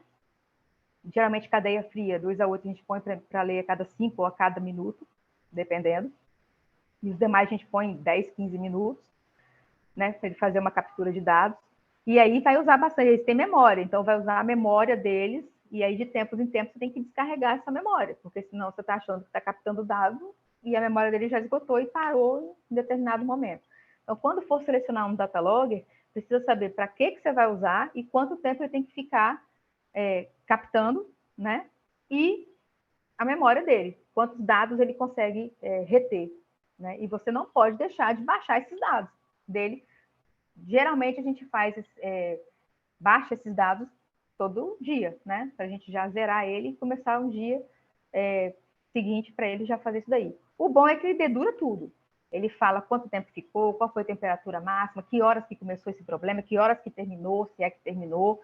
Ele coloca tudo no gráfico. E é um gráfico que a gente não consegue alterar, tá? Existe... para quem não é da área de logística, né? Agora está chegando na área de logística, mas já é da indústria há muito tempo, é a parte de validação do sistema computadorizado, que é uma proteção, né? Dados de proteção tecnológica dos dados. Então, o que é isso? Eu não posso alterar. Eu não consigo alterar. Ele baixa no formato que eu não consigo fazer nenhum tipo de modificação para acertar uma temperatura, botar a temperatura mais dentro da faixa, porque eu não quero ter o problema de ter que avaliar isso, mas a gente existe para isso também, entendeu? Para avaliar esses problemas e decidir se está bom, se não está, junto com o fabricante, junto com o distribuidor, com o importador, enfim. Então, esses equipamentos, esses instrumentos de medida, eles baixam os dados numa formatação que você não consegue alterar. Geralmente é um PDF que você não consegue fazer modificação nele, tá? Então, tem a parte de emissão de gráfico, devem ser calibrados periodicamente. O que acontece? Quando é o descartável, né, que é o primeiro exemplo que eu falei, ele já vem com um certificadozinho, no próprio pendrive, na hora que você espeta, já vem, né? Você coloca para baixar os dados, já vem o certificado dele e já vem os dados que ele obteve durante todo o período que ele ficou em funcionamento, tá? Então, com exceção dele, porque ele é descartável, você baixou os dados, acabou, você não consegue aproveitar ele mais para nada. Os demais que são usados, e aí eles têm um tempo de vida maior, né? precisam ser calibrados periodicamente. Essa periodicidade é meio que convencionado anual, tá? Existe como ser bienal, existe como ser semestral, mas a gente não vai entrar no mérito nessa aula, porque senão a gente vai ficar aqui até amanhã e ainda a gente não vai ter terminado essa parte, tá bom? Dependendo do modelo, eu consigo fazer aquele ajuste de erro, né? Quando eu estou medindo 30, na verdade é 29,9. Eu posso fazer um ajuste nele e falar, olha, quando você medir 30, você tem que baixar 0,1. Em alguns eu consigo fazer isso daí. São mais caros, mas eu consigo fazer, beleza? Alguns são descartáveis ou não, e a gente tem as sondas de monitoramento. Essas aí é um data logger melhorado, porque elas fornecem um gráfico, elas fornecem o máximo e o mínimo de temperatura, de umidade, aí tem a sonda de temperatura, a sonda de umidade, né? No caso que você está vendo aí, tem as duas. Só que é online. Você consegue acessar isso 24 horas por dia, 365 dias no ano, via computador, celular, aplicativo, nuvem. O negócio está sinistro, tá? Que a gente usa para fazer monitoramento de temperatura e umidade. Por exemplo, produtos de cadeia fria, que geralmente têm alto valor agregado, né? Vacinas, produtos oncológicos, dentre outros, precisam ter esse monitoramento, primeiro, para garantir a qualidade dele, porque se aconteceu alguma coisa e a energia acabou, eu tenho um gerador, o gerador não entrou, ou não tenho gerador, eu tenho outras contingências, mas gerador não tenho, o que eu tenho que fazer? Então, quando ele apita no celular de quem é cadastrado, ele manda mensagem por SMS, ele manda e-mail, o bichinho é doido, é legal. Então, o que ele faz? Fazendo isso, ele consegue te alertar. Você vai programar ele, olha, quando chegar em 7 graus, eu quero que você me alerte. Eu quero que você me mande uma mensagem para mim. E ele vai ficar te alertando dessa temperatura até essa temperatura baixar, né? E geralmente, imagine isso num final de semana, né? A final de semana, daqui a pouco dá uma pane, enfim, e a sua câmera fria ou sua geladeira, ela para de funcionar. E aí tudo que está lá dentro teria que colocar em caixa de isopor, botar gelo, e não é de qualquer jeito também não, tá, gente? Tem toda uma forma como a gente tem que arrumar isso daí. Mas você tem que ter essas contingências estabelecidas. E aí o que acontece? Eu tenho tempo para tirar, arrumar, refazer, colocar em outro lugar, dependendo do que acontece, né? Para não perder o produto, porque saiu dessa condição, eu já não tenho mais a garantia, condição de 2 a 8, por exemplo, eu não tenho mais a garantia que aquele produto ou que aquele material biológico está bom para ser utilizado, tá bom? Então, as sondas, sensores externos para temperatura e umidade, o tempo de captura a gente consegue também programar, tá? Tem um software, que a gente consegue parametrizar algumas coisas lá. Os dados são obtidos e avaliados em tempo real. Monitoramento é contínuo, tá? Geralmente essas sondas e essas empresas que prestam esse serviço, elas têm a contingência, a sonda parou de funcionar. E aí, né? Eles têm sensores internos, eles alertam, eles têm uma série de contingências também para que esse monitoramento ele não seja interrompido por alguma falha ali na nuvem, no servidor, enfim, em qualquer, tanto no instrumento de medição quanto no software que é utilizado. E ele também emite aviso sonoro. Então, se você tiver no seu local de trabalho, onde essas sondas elas se conectam, né? O computador ele fica ligado, ele fica mostrando, né, essa evolução. E aí, quando a temperatura está saindo, tanto do armazém, em qualquer local que você tem essas sondas, o sistema, mesmo o próprio software, dá um alerta sonoro para chamar a atenção de quem está próximo, para poder ir lá ver o que está acontecendo. Às vezes, alguém esbarrou com uma paleteira e estragou o negócio. Então, você tem essa facilidade. Só dando as evoluções, vocês perceberam, né? A gente começa com um termômetro e chega até a sonda de monitoramento contínuo. Sonda de monitoramento contínuo já está sendo muito utilizada também na área logística. Na área de drogaria, por exemplo, ainda não. Geralmente é termohigrômetro que se utiliza, né? Na área hospitalar também. Mas fica a dica, porque a tendência é ir migrando para esses instrumentos mais precisos, mais robustos, tá bom? E também tem que ser calibradas periodicamente. Muito bem. E aí, com tudo isso que eu falei, eu não sei se eu dei um nó maior na cabeça de vocês, ou se eu desatei alguns, mas coloquei outros, né? Será que eu estou fazendo o monitoramento e o controle corretamente? Será? Mesmo com termigrômetro, tá? Não precisa ter uma sonda, uau! Não, dependendo da sua área de atuação, você não vai precisar ter sonda, pelo menos por enquanto. E aí, mas eu estou avaliando essa temperatura, eu só pego o formulário, assino no final e arquivo porque a vigilância pede para ver, né? Como é que eu estou cuidando disso daí? Porque cuidar disso é cuidar da qualidade e a manutenção da estabilidade do meu produto. Então, eu vou pegar o exemplo do termigrômetro, que acho que uma grande maioria usa, mas tudo que eu falo para o termigrômetro agora vai servir para os demais, tá bom? Então, a gente tem o termigrômetro aí, ele tem uma etiquetinha de calibração, tá? Geralmente ela já vem, porque aqui não vai dar para ver porque está muito pequenininho. A gente tem uma etiquetinha aqui pequenininha que fala o nome da empresa que fez a calibração, né? Calibrado por, igual tá essa etiqueta aí, a data da calibração. A validade é a gente que estabelece. É meio que convencionado que é anual, lembra que eu falei com vocês? E a gente não vai entrar no mérito aqui quando que pode ser bienal e quando não pode ser, né? Quando é semestral. A gente não vai entrar nessa questão agora. Mas, geralmente, como é meio que convencionado, algumas empresas que fazem a calibração já mandam essa informação da data do vencimento. Mas elas não têm obrigação de fazer isso, tá? Porque o vencimento, o tempo, quem vai estabelecer é o dono do instrumento. Então, a etiquetinha, vocês dão uma olhada na etiquetinha de vocês. Dependendo do laboratório de medição que vocês, de calibração que vocês pediram para fazer, não vem escrita a data que é para fazer a calibração. Então, vocês precisam preencher quando vocês receberem esse instrumento, tá? E aí, o que acontece? Todos os instrumentos de medida de temperatura, não só eles, tá? Mas no nosso contexto aqui de armazenamento, eles precisam ter um código, geralmente a gente chama de tag, tá? Que é único e intransferível. Morreu o equipamento caiu, quebrou, estourou a pilha, passou do tempo de vida útil dele, tá doidão, vai jogar fora? Vai descartar ele? Aquele tag vai com ele. Vou comprar outro, vou botar no lugar. Ok, mas você não vai botar o mesmo número dele. Por que isso? Rastreabilidade da informação, tá?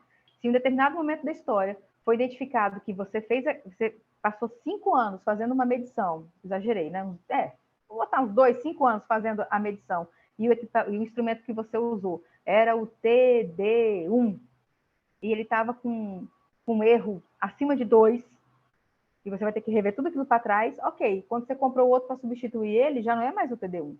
Porque o TD1 é aquele que você descartou, tá? Então, a gente não pode aproveitar a numeração, senão a gente não tem rastreabilidade do documento, do registro, tá? E a gente precisa da rastreabilidade, se a gente tiver que recorrer a dados passados para fazer alguma avaliação, alguma melhoria ou alguma investigação, ou provar que estava certo ou errado, a gente precisa ter tudo certinho para não bagunçar as informações, tá bom?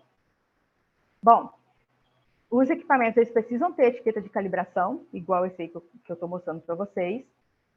O campo da próxima calibração, geralmente é a gente que preenche. E aí, o que acontece? Vamos supor, deixa eu pegar um exemplo aqui. Esse aqui foi calibrado em 4/2/2019 e ele era válido até 4/2/2020. O que acontece? Quando eu calibro 4/2/2019, ele, para mim, está válido até o último dia de fevereiro de 2020, porque o que importa para mim é o mês e não o dia, tá? Então, se vocês encontrarem alguma etiqueta que tenha a data assim, data da realização, da calibração, 4/2/2019, e a data da próxima calibração, um tracinho no dia 2/2020, não está errado. Você tem um mês para fazer essa calibração aí, tá? Lembrando que essa calibração, na verdade, é para a gente identificar como que ele está em relação ao erro de medição que ele me fornece, e não para fazer ajuste. A gente precisa ter o cuidado para que, quando a gente, de fato, for utilizar, não obstruir o sensor, isso eu já falei para vocês, mesmo que o sensor não esteja em uso, tá? Tudo bem, olha, o sensor está encostando aqui, mas eu não estou usando ele, ok. Mas eu depois tenho cuidado de tirar ele, isso não vai impactar em nada, eu vou só tirar para não danificar ele, porque se um dia eu precisar usar, e vocês vão entender uma situação, por exemplo, que pode ser utilizada, tá?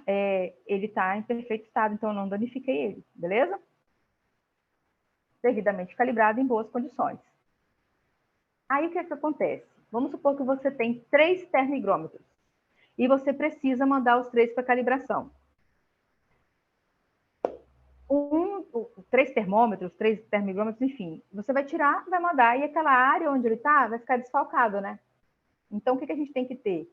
Termoigrômetro reserva, devidamente calibrado, com a sua identificação, de etiqueta, tudo igualzinho eu falei. Ele só vai ficar o quê? De stand-by.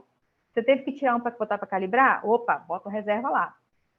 Né? E aí você vai fazendo o quê? Se eu tenho 3, eu não vou mandar os 3 de uma vez, senão eu tenho que ter 3 reservas. Talvez não seja interessante, né? Então, poxa, eu tenho que calibrar durante o mês. Então, na primeira semana vai 1, esse reserva fica ali. Aí chegou, volta o reserva, depois o reserva vai para o 2. Aí o 2 é para calibrar. Voltou o 2 volta para o lugar dele, o reserva volta a ser reserva. E aí a gente vai fazendo assim.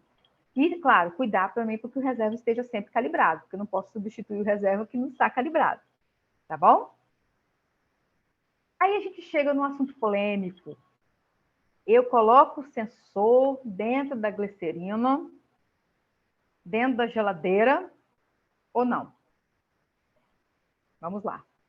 Essa história da solução de glicerol ou líquido semelhante para a gente submergir os sensores externos, né?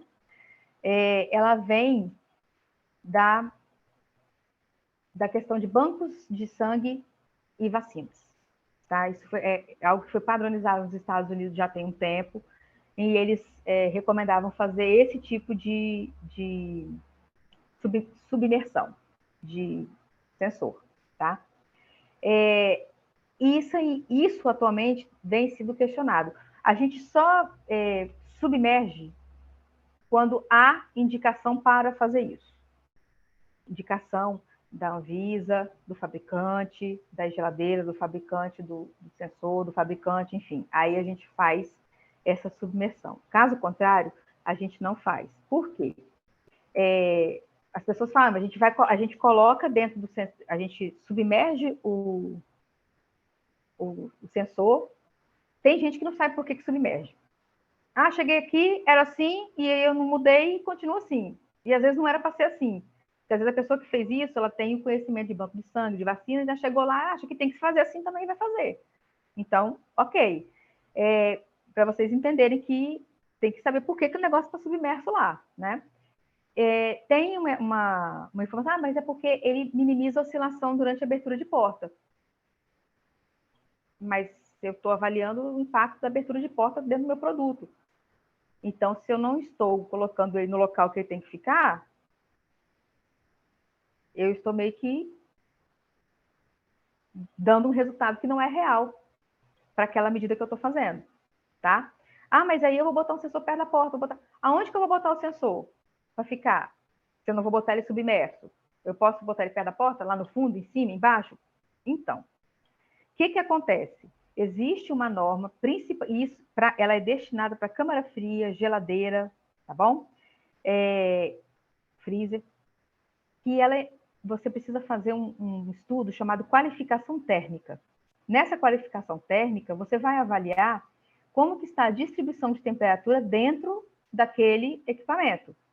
É uma norma da ISO, tá? É 16.000 alguma coisa, gente, eu não lembro de jeito, 16.038, eu acho que é. Não tenho certeza, mas depois eu peço para botar na descrição do vídeo que vai ficar gravado qual que é o número da norma certinho. E ele fala onde tem que ficar esse sensor, que tipo de sensor que usa, quantos sensores usa, né? E ele indica, a diferença do máximo e mínimo tem que ter dado tanto. Para quê? Feito um estudo, demora aí umas 48 horas se for seguir o rito conforme está preconizado. Ele estuda o tempo que a porta pode ficar aberta antes de dar a expulsão de temperatura. Ele estuda a capacidade máxima que você pode colocar na sua geladeira, né? E manter essa qualidade aí. Então, ele faz uma série de avaliação, né? Quando cabe energia, ele desliga, dá pane, desligou. Quanto tempo com a porta fechada ele consegue manter aquela temperatura que está estabelecida ali? Tudo isso é importante para você poder saber até fazer a sua contingência, tá? E aí, de acordo com esse estudo, você consegue saber qual é o pior ponto da sua geladeira. E é lá que você tem que colocar o sensor, tá? Ou às vezes mais de um. Dependendo, tem um ponto que ele está chegando no extremo superior, o outro está chegando mais para baixo. Então, eu vou botar em 2 lugares. Um que vai medir a temperatura mais baixa, o outro vai medir a temperatura mais alta. De forma que essas 2 temperaturas não podem excursionar para cima ou para baixo. Tá bom? Bom, que acontece? O ideal é que seja feita a medição direta, conforme essa que eu estou falando. Só faz a submersão do sensor quando é indicado para fazer. Existe também uma questão que às vezes a pessoa coloca a solução lá, submerge para aquelas que precisam ser submergidas, né? Submerge e esquece a solução lá. A solução de transparente fica marrom e está lá, não resolvendo mais nada, né? Então, essa deteriorização da solução também tem que, se quem usa, porque precisa ser assim, tem que ter esse acompanhamento dessa solução, senão também não resolveu nada. E já teve casos que a própria Anvisa, quando vai fazer a inspeção, ela questiona a submersão do sensor, tá? Principalmente para a parte logística, né? Parte de cadeia fria. Por que esse sensor está submerso ali? Nossa, desculpa aí pelo plano de fundo, tá, gente? Mas eles questionam, porque o normal é não ter ele submerso, tá bom? Polêmico o assunto, hein? Bom, para a gente já chegar na reta final, é muita coisa para falar, né? A gente vai falar de calibração. Então, eu venho falando, né? Olha, calibração, certificado, calibração, vem etiquetinha, parerê, mas o que é essa calibração? São vários procedimentos que são realizados para a gente avaliar se o que meu instrumento está medindo é aquilo que eu gostaria que ele medisse. Peraí que vocês vão entender melhor. Voltando aqui. Por exemplo, lembra que eu falei com vocês a questão do 15 a 25?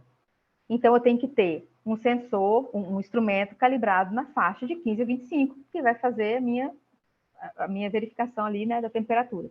Quando eu vou mandar ele para calibrar, eu preciso falar para a empresa que vai fazer a calibração qual é a faixa que eu uso ele. Porque senão eles vão usar um padrãozão, um geralzão. E aí, a faixa mesmo que interessa, às vezes não vai estar contemplada ali dentro. Aí deu ruim, tá? Então, por exemplo, se eu quero medir de 15 a 25, quando eu for levar para a calibração, eu falo, olha, eu preciso que você faça a calibração nas faixas. 10, 15, 20, 25, por exemplo, no mínimo 3 pontos da sua faixa de trabalho. Então, 15, 20, 25, pronto. Em termos de temperatura, né? Umidade, 55, 65 e 75, se a minha faixa de umidade for essa. A minha faixa aceitável, né? For essa daí, minha faixa de operação. E aí, o que o camarada vai fazer lá quando ele vai fazer a calibração, né? Ele vai pegar esse instrumento, vai colocar em determinadas condições ambientais, que é estabelecido em procedimento da empresa, e aí ele vai colocar um padrão calibrado. Olha só, um padrão também é calibrado frente a outro padrão, e por sua vez é calibrado frente a outro padrão. E assim vai, a gente vai entender no próximo slide. Mas esse padrão, eu vou programar ele para ficar o quê? 15,5. E aí eu vou submeter o meu padrão que está 15,5 e o meu instrumento que vai, eu espero que ele também registre 15,0. E aí eu espero que o meu instrumento também registre 15,0. Porque se o meu instrumento registrar 15,0, o meu erro é 0. Agora, registrou 15,1. Eu tenho um erro para mais de 0,1. E registrou 14,5. Eu tenho um erro para baixo de 0,5. Então, eu estou vendo 15, na verdade é 14,5. Tá bom? Então, a calibração ela serve para me mostrar qual que é esse erro para cada temperatura e para cada umidade que eu solicitar a calibração, né, na hora que eu for fazer essa verificação lá. Então, aí a calibração, como eu falei, a gente sempre usa um ou mais padrões, né? A gente não, a empresa que realiza o serviço, ela utiliza esses padrões. E aí esses padrões são padrões rastreáveis. O que é isso? Eu preciso saber quais foram os padrões que usaram para calibrar o meu instrumento. Por sua vez, no certificado de calibração desses padrões, precisa constar quais foram os padrões que foram utilizados para calibrar esses padrões. E por aí vai. Mas esse negócio não termina nunca? Termina. Olha lá.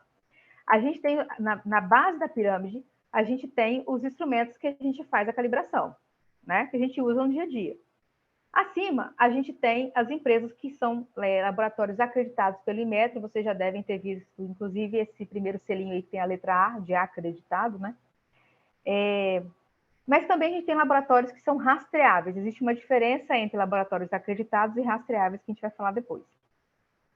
E aí, esses laboratórios acreditados precisam calibrar os seus padrões com base nos padrões do Instituto Nacional de Metrologia, que, por sua vez, utiliza o Bureau Internacional de Pesos e Medidas, que, por sua vez, utiliza o Sistema Internacional de Unidades. Cada vez que eu vou subindo nesse nível da pirâmide, muito mais caro vai ficando a calibração e o próprio padrão. Quem usa balança analítica e precisa fazer calibração dos padrões, né? Principalmente farmácia de manipulação, por exemplo, vê que são miligramas, pezinhos pequenininhos e pezinhos grandes, e todos eles são calibrados e já é caro. Aí o padrão que é usado para calibrar esses é mais caro, porque ele vai aumentando a acurácia dele. Então, o famoso muitos zeros antes, né, depois da vírgula, muitas casas decimais, mais preciso, tá bom? A gente, no estado do Espírito Santo, a gente tem a Rede Capixaba de Metrologia, tá? Mas acredito que existam também outros órgãos semelhantes a esse, que são filiados à Inmetro em outros estados, beleza? Qual é a diferença da calibração acreditada para a calibração rastreável? A calibração acreditada é aquela que o Inmetro inspeciona, é aquela que é calibração RBC, aí está um D, mas é B, tá? Você vai estar corrigido. Tem aquele selinho que vocês viram, né, com a letra A do acreditado, geralmente ela já está na primeira página, logo em cima. Existe um significado daqueles números que aparecem ali, mas não é o caso aqui é só para vocês terem uma noção, tá? Então, é uma empresa que passa por essa avaliação, essa inspeção, essa certificação do Inmetro. Então, é uma empresa acreditada pelo Inmetro. Empresas que são acreditadas pelo Inmetro, elas não precisam fornecer para quem calibrou com ela rastreabilidade de padrões que elas utilizaram, tá bom? Para calibrar os padrões que calibraram o seu instrumento. Então, aqui está o selinho. Quem tiver curiosidade, pode entrar nesse linkzinho aí, e aí vocês vão pesquisar e saber quais são as empresas de calibração, de acordo com peso e medidas, né, que elas realizam, as grandezas que elas fazem esse serviço, quais que são acreditadas pelo Inmetro, beleza? Em qualquer lugar do país. As empresas que fazem calibração e que são calibrações rastreáveis, elas não têm o selo de acreditação do Inmetro, mas nem por isso a gente deixa de fazer o serviço. Claro que a calibração vai ser um pouco mais em conta, ainda mais para quem tem muitos termômetros, por exemplo, para enviar para calibração, tá? Mas qual que é a diferença? Ela precisa fornecer, junto com o certificado de calibração, o certificado dos padrões que ela utilizou para calibrar o seu instrumento, tá bom? Então, ela vai fornecer o seu certificado de calibração e ela vai fornecer os certificados dos padrões que ela usou para calibrar o seu instrumento. E isso a gente precisa estar atento, porque no momento que eles fazem a nossa calibração, os padrões deles precisam estar vigentes, porque existe validade também para padrão, né? Geralmente a validade do padrão ela não é de 1 ano, igual ao nosso instrumento. Tem algumas que são 2 anos, tem outros que são 5 anos, e isso vai depender dos padrões que eles utilizam, tá? Também não vem o caso aqui, porque é outra aula, não é o caso agora. Só para vocês terem uma vaga noção e ficar instigados a pesquisar isso. Na internet mesmo, vocês vão encontrar vários materiais interessantes. Cuidado com sites que vocês pesquisam, tá? Porque tem sites que é meio... Enfim, mas tem muitos sites de empresas que são certinhas e elas fazem até um blog, né? Com várias informações bem interessantes para vocês se aprofundarem, tá? Bom, alguns conceitos básicos rapidinho para a gente conseguir entender um certificado de calibração. Erro de medição, que é a diferença do valor medido pelo seu instrumento, e o valor de referência, que é o padrão, que a gente já conversou, né? Que eu já dei o exemplo do 0,5 abaixo, 0,1 acima. E existe um outro, que é a incerteza de medição. A incerteza de medição, ela está relacionada mais ao padrão que eles utilizaram para fazer a sua calibração. Então, é um parâmetro mais do processo de calibração, tá? E o erro já é mais do equipamento, das condições daquele instrumento. Muito bem. Isso a gente precisa saber por quê. Para a gente poder avaliar o certificado de calibração, a gente não vai olhar só o erro, a gente tem que olhar o erro e a incerteza da medição, tá? Aqui, passando rapidamente, bem rapidinho, gráfico da distribuição. Olha só, a gente tem 4 alvos ali, tá? O primeiro alvo está tudo disperso, vocês estão vendo? Né? Tem o vermelhinho e depois tem um monte de pontinho preto disperso fora do alvo. Então, esse tipo de verificação, né? Esse tipo de dados que a gente vai preenchendo, né? Cada vez que eu olho a informação, estou olhando aqui, está 15,0 o meu padrão, o meu equipamento está 15,1, não, agora está 15,8, não, agora está 16, porque a calibração, a pessoa vai fazendo essa verificação de hora em hora, né? Durante um certo tempo. Não é olhou uma vez e laudou, não é assim, por isso que demora um pouco para ficar pronto. Então, esse primeiro alvo aí, os pontos, eles não são precisos nem exatos. Precisão está relacionada com certeza e exatidão relacionada ao erro. Então, se a gente for olhando no segundo, já está todo mundo juntinho, tá vendo? Mas eles não estão no centro, mas eles estão tudo juntinho. Então, eles têm uma boa precisão, mas não são exatos, porque eles estão fora do alvo, que é o centro. Já no terceiro, a gente já tem alguns mais para o centro, já dentro do alvo, já não está mais para fora do alvo. Então, a gente tem uma incerteza, mais ou menos, porque eles não estão juntinhos, e um erro até que está aceitável, porque eles estão dentro do alvo, estão dentro da faixa. Já é menos mal. E o último, está todo mundo junto, incerteza está ótima, a precisão está top, e está todo mundo próximo do alvo. Então, minha exatidão também está ótima, tá? Olhando esses alvos, é como se fossem essas leituras das temperaturas durante a calibração que é feita, tá bom? E aí, o que a gente precisa informar lá para o laboratório quando a gente vai mandar os nossos instrumentos para fazer calibração? Qual é a identificação dele, que é aquele tag que eu falei, tá? Qual é a especificação do fabricante, as recomendações, esse aparelho não pode ficar em temperaturas abaixo de menos 5, menos 10, menos 15, tá? É uma segurança que a gente tem que encaminhar para eles, essa informação. Eles não têm obrigação nenhuma de saber, tá? O equipamento é seu, você tem que informar isso para eles. O nome do fabricante, número de série, porque aquela calibração é para aquele data logger, daquele número de série, daquele fabricante, naquelas condições. Mudou, é outra coisa, tá? Tanto que o certificado ele é único e intransferível, né? Ele pertence àquele instrumento dentro daquele período que você fez a calibração. Preciso informar a resolução. Resolução, por exemplo, temperatura, geralmente a resolução é de 0,1 grau, né? Que é uma casa decimal, e umidade não consegue 0,1 grau num termigrômetro, geralmente é de 1% de variação. Mas isso você consegue ver quando você compra o equipamento, ele vem com um manualzinho, ou com uma ficha técnica, às vezes impressa até na embalagem, né? Talvez os Xing-Lings não tenham isso, mas geralmente vem pelo menos alguma informaçãozinha que vai te falar sobre a resolução do equipamento. E aí, geralmente, para a nossa área, a gente usa resolução de temperatura 0,1 e de umidade 1%. E a gente precisa informar para eles a faixa de uso. Olha, esse meu termômetro, eu vou usar L2 a 8. Então, eu preciso que você calibre ele, por exemplo, em 2, 4, 6, 8, ou 2, 5 e 8. Eu preciso que você faça a calibração nessa faixa. Senão, ele vai ter... Poxa, o termômetro ele vai de 0 a 100. Ele vai calibrar o quê? 0, 10, 20, 30, 40, 50, 100. E aí? 0, 20, 40, 60, 100. 80, 100. Olha o espaço que ficou. Tem que ser mais restrito para a minha faixa. Que aí eu minimizo o erro. Tá bom? E aí que a gente tem um certificado de calibração. Tá? Ele vai informar para vocês o erro e a incerteza daquela medição. E aí, quando vocês forem fazer a avaliação do certificado de calibração, a primeira coisa que vocês precisam ver é como ele está escrito. Então, vem aqui algumas dicas para vocês. Deixa eu passar aqui rapidinho. Título, certificado de calibração, número tal, em todas as páginas, número de página, quem calibrou, a assinatura do responsável, né, daquela empresa, daquela calibração, os dados do seu termigrômetro, os seus dados como cliente, o dado da empresa que fez a calibração, endereço, né, geralmente o papel é timbrado, então tem essa informação no rodapé, mas tem empresa que coloca logo no começo, tá?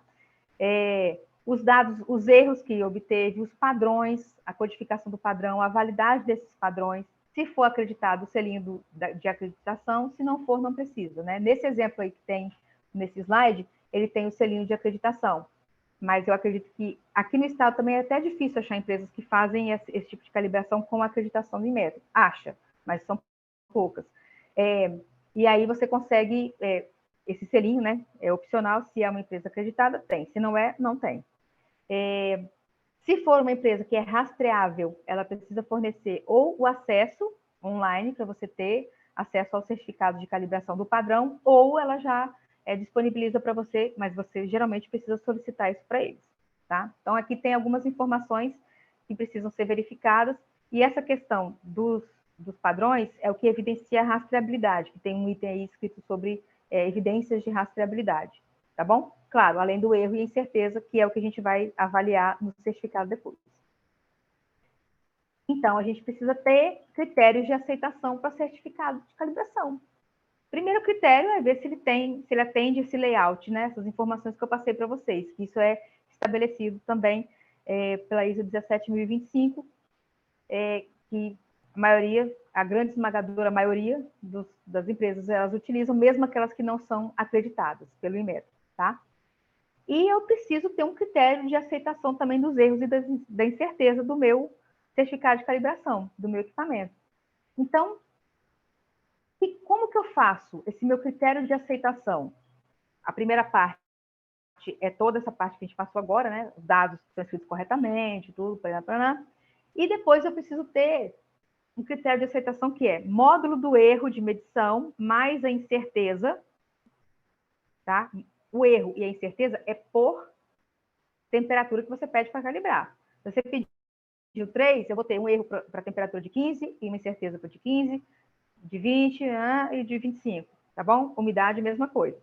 Então, o módulo do erro mais a incerteza, que já é um valor que não tem positivo e negativo, tem que ser igual ou menor ao erro máximo aceitável. Muito bem. Erro máximo aceitável. O que é, para que serve, nunca vi. O erro máximo aceitável, quem vai calcular vai ser vocês, porque ele está intrinsecamente relacionado ao processo de vocês. Se eu tenho que colocar o meu equipamento de 15 a 25, ele vai ter um erro. Se minha faixa é mais ampla, eu posso deixar esses produtos armazenados aqui de 10 a 50. É outra coisa. 2 a 8 é mais restrito. Então, de acordo com os tipos de produtos que vocês têm e do armazenamento, esse erro máximo aceitável é estabelecido. Então, não rola fazer um e aplicar para geral, tá? Só se todos eles forem, por exemplo, de 15 a 25 a sua faixa de trabalho. Então, primeiro, estabeleça a sua faixa de trabalho, né? 15 a 25, 15 a 30, 2 a 8, menos 25 a menos 15, enfim. Depois, você vem e faz o cálculo do seu erro máximo aceitável. Aqui tem um slidezinho que mostra como faz. Então, por exemplo, pegando o exemplo da temperatura, porque esse erro máximo aceitável ele é para a temperatura e para a umidade, quando o seu processo necessitar desse tipo de controle. Então, eu tenho a temperatura ideal, que é 25 graus, que é de acordo com o seu processo, tá? Vamos pensar na faixa de 15 a 30. Então, meu ideal é 25, vou cravar no 25. Tá. Então, a minha tolerância, mais ou menos 5. Ok. Depois eu vou calcular a amplitude dessa tolerância. Olha só, eu posso variar de menos 5 a mais 5. Então, a amplitude vai ser 10. E aí, o que acontece? Eu vou pegar essa amplitude e vou dividir para a temperatura, eu divido por 10. Para a umidade, eu divido por 3. Mas de onde que sai esse 3? De onde que sai esse 10? Aí são cálculos, gente, que é para quem é da área de metrologia mesmo, tá? Para chegar nesse denominador aí. E para quem quiser pesquisar, fica a dica. Geralmente é estabelecido uma faixa que a gente pega a amplitude da tolerância e divide por 3, ou 4, ou 5, ou 6, ou 7, ou 8, ou 9, ou 10. Tá bom? Mas quando quanto maior o denominador, mais, tendendo para o 10, mais rigoroso vai ser meu controle. E quanto menor, mais amplo vai ser. Por que a gente faz assim? Geralmente, para temperatura é algo que é mais crítico, então a gente aplica 10. A umidade, e lembra que a resolução de temperatura é 0,1, nesse caso o termigrômetro. Já a umidade, se eu colocar 10, eu vou reprovar tudo que é termigrômetro da vida, porque ele não tem a resolução suficiente para me dar um erro pequeno. E a nossa umidade, em alguns casos, a gente pode flexibilizar. Então, a gente coloca um denominador maior. Desculpa, um denominador menor, que aí já me dá um erro máximo maior. Entenderam? É inversamente proporcional. Então, aqui tem um cálculo que a gente faz considerando a parte de erro máximo aceitável para a temperatura. Nesse caso aqui, o erro máximo é de 1 grau. Beleza? Erro. Eu não estou falando de incerteza aqui, tá? Então, o meu erro máximo aceitável é de 1 grau. Então, se eu for olhar aqui novamente, olha lá, módulo do erro da medição mais a incerteza tem que ser igual ou menor a 1. Nesse cálculo que eu fiz na condição de 15 e 30. Tá bom? O que significa isso? Vamos lá. Deu 15. 15,0 o meu padrão. O meu deu 15,1. E a incerteza foi 0,1. Então, eu vou pegar o erro, que é 0,1, vou somar com 0,1, vou ter 0,2, tudo em módulo, e 0,2 é menor ou igual a 1. Então, na faixa de na temperatura de 15 graus, está aprovado o meu termoigrômetro. Eu vou fazer a mesma coisa para o de 20, mesma coisa para o de 25, mesma coisa para o de 30. Tantos quantos eu coloquei lá, tantos pontos quantos eu solicitei a calibração. Lembrando que se eu tenho in e out, eu tenho que fazer para o in e depois eu faço para o out. E geralmente in e out são faixas diferentes. Então, são erros máximos aceitáveis diferentes. Beleza? Essa parte é mais complicadinha mesmo, tá, gente? Então, não assusta, não. Aqui eu coloquei uma questão que a gente observa muito, a gente já está acabando, tá? Resultado de calibração de um termômetro.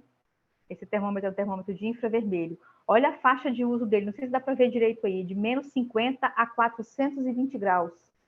Ó, é a faixa que ele atua. Aí, quando você mandou para calibrar, você não informou qual é a faixa. Então, ele considerou sua faixa de uso igual à faixa de indicação. Menos 50 a 420 graus. Só que eu estou calibrando ele para medir a temperatura de 2 a 8. Aí, olha como é que ele manda o resultado. 0, 50, 100. Tá, tudo bem, 2 a 8 está entre 0 e 50. Mas, olha, não consigo avaliar nada. Então, o meu equipamento, o meu instrumento, quando eu vou usar, ele tem que ser adequado ao meu uso, tá? Provavelmente, esse termômetro de infravermelho não é o mais ideal para a minha faixa. Olha como é que ele é amplo. Perceberam? Mas, às vezes, é difícil encontrar um que é mais restrito. E, quando acha, é triplo do preço. Né? Aí, a gente vai para o espeto, que é mais barato. Que é até mais indicado do que o termômetro de infravermelho. Tá? E cuidado, porque agora está na moda os termômetros de infravermelho para poder aferir a temperatura por causa do Covid, né? Esses aí, geralmente, eles não atingem de 2 a 8, não. Eles pegam mais essa faixa da temperatura do corpo humano. E são mais baratos. Então, a pessoa, às vezes, vai iludida. Poxa, eu vou pagar só R$100. Caramba, eu vou comprar esse. Aí não dá calibração, porque ele não foi parametrizado para chegar na temperatura de 2 a 8. Ele foi feito para a temperatura corporal. 2 a 8, a pessoa já morreu tem tempo, né? Então, aí eles não... Tem que ter cuidado na hora que vai comprar para não comprar errado. Senão também não consegue calibrar. E, por fim, olha que maneiro. Praticando para terminar. Qual desses termoigrômetros você usaria ou não, né, para colocar no seu almoxarifado? Considerando a temperatura de 25 graus, a ideal, e uma umidade de 65%. Então, a gente determina qual é o erro máximo aceitável para a temperatura, que a gente já viu que é 1, e para a umidade, que a gente vai dar 6,7, 7, que a gente arredonda para 7. E aí a gente vai pegando o erro e a incerteza, vocês estão vendo aí, soma e vê se eles são maiores ou iguais e menores do que os meus erros. Por exemplo, no primeiro aí, THA-MX02, 15 graus, valor de referência, que é o meu padrão. Valor encontrado, 14,8. Erro, 0,2. Incerteza, 0,1. 0,2 mais 0,1, 0,3. É abaixo de 1, beleza. Esse K, que é uma constante, e todas o VFF, a gente não entra no mérito agora, porque senão não dá, tá, gente? Não dá. 25 graus, aí deu um erro de meio, incerteza de 0,1. Somando meio com 0,1, 0,6. Ainda está abaixo de 1. Para 30 graus, mesma coisa, dá 0,6. Está abaixo de 1. Então, para a temperatura, esse termoigrômetro 0,2 está beleza. Vamos ver a temperatura do 0,7. Ele me deu um erro de 0,8. Opa, tá. 0,8 mais 0,2, 1. Tá no limite, mas tá ok. A 25 graus, eu tenho 0,9 mais 0,2, já deu 1,1. Depois, o outro deu meio, incerteza, 2, 0,7, ok. Olha só como é que tá aí. A gente já fica... Entre os dois, eu prefiro o primeiro, tá? Aí, para a umidade, a gente vai fazer o mesmo cálculo. Erro na primeira umidade, 55. Erro 4, incerteza 1,7. Eu tenho 5,7, tá abaixo de 7, beleza. E aí eu vou fazendo. Então, eu vou chegar na conclusão aqui que eu utilizaria o termohigrômetro 0,2 e não utilizaria o 0,7. Só que, agora que vem o pulo do gato, essas temperaturas que estão aí, eu não indiquei se é in ou se é out, mas vamos fazer de conta que ela é in. Tá bom? De repente, esse termohigrômetro, na temperatura out, se não estiver sendo utilizado, ou se foi calibrado para o mesmo temperatura, né? De repente está melhor. Então, o que eu faço? Eu uso o out, eu não jogo ele fora de cara. Perceberam? Ou então, nem o in, nem o out, o negócio está ruim. Então, geralmente para temperatura, porque em out, para umidade a gente não tem, é só in, né? Mas para temperatura a gente consegue aproveitar. Agora, nem o in, nem o out tá bom, mas será que ele no 2 a 8 vai estar bom? Será que ele em outra faixa de temperatura, menos 25, ele vai estar bom? Aí você vai avaliar, quanto tempo você tem ele? Poxa, ele é novo, comprei ele semana passada, cara. Poxa, vai tentar uma outra faixa, de repente ele tem um desenvolvimento melhor na outra faixa, né? Aí vale a pena. Ah, não, eu tenho ele tem 5 anos. Aí a dica é troca, né? Que aí você não vai ter mais problema. Porque ele já está com a vida útil dele acabando. Existe uma forma de a gente acompanhar essa vida útil também, tá? Através dos dados que ele vai fornecendo ao longo das medições, só que também não é para o momento.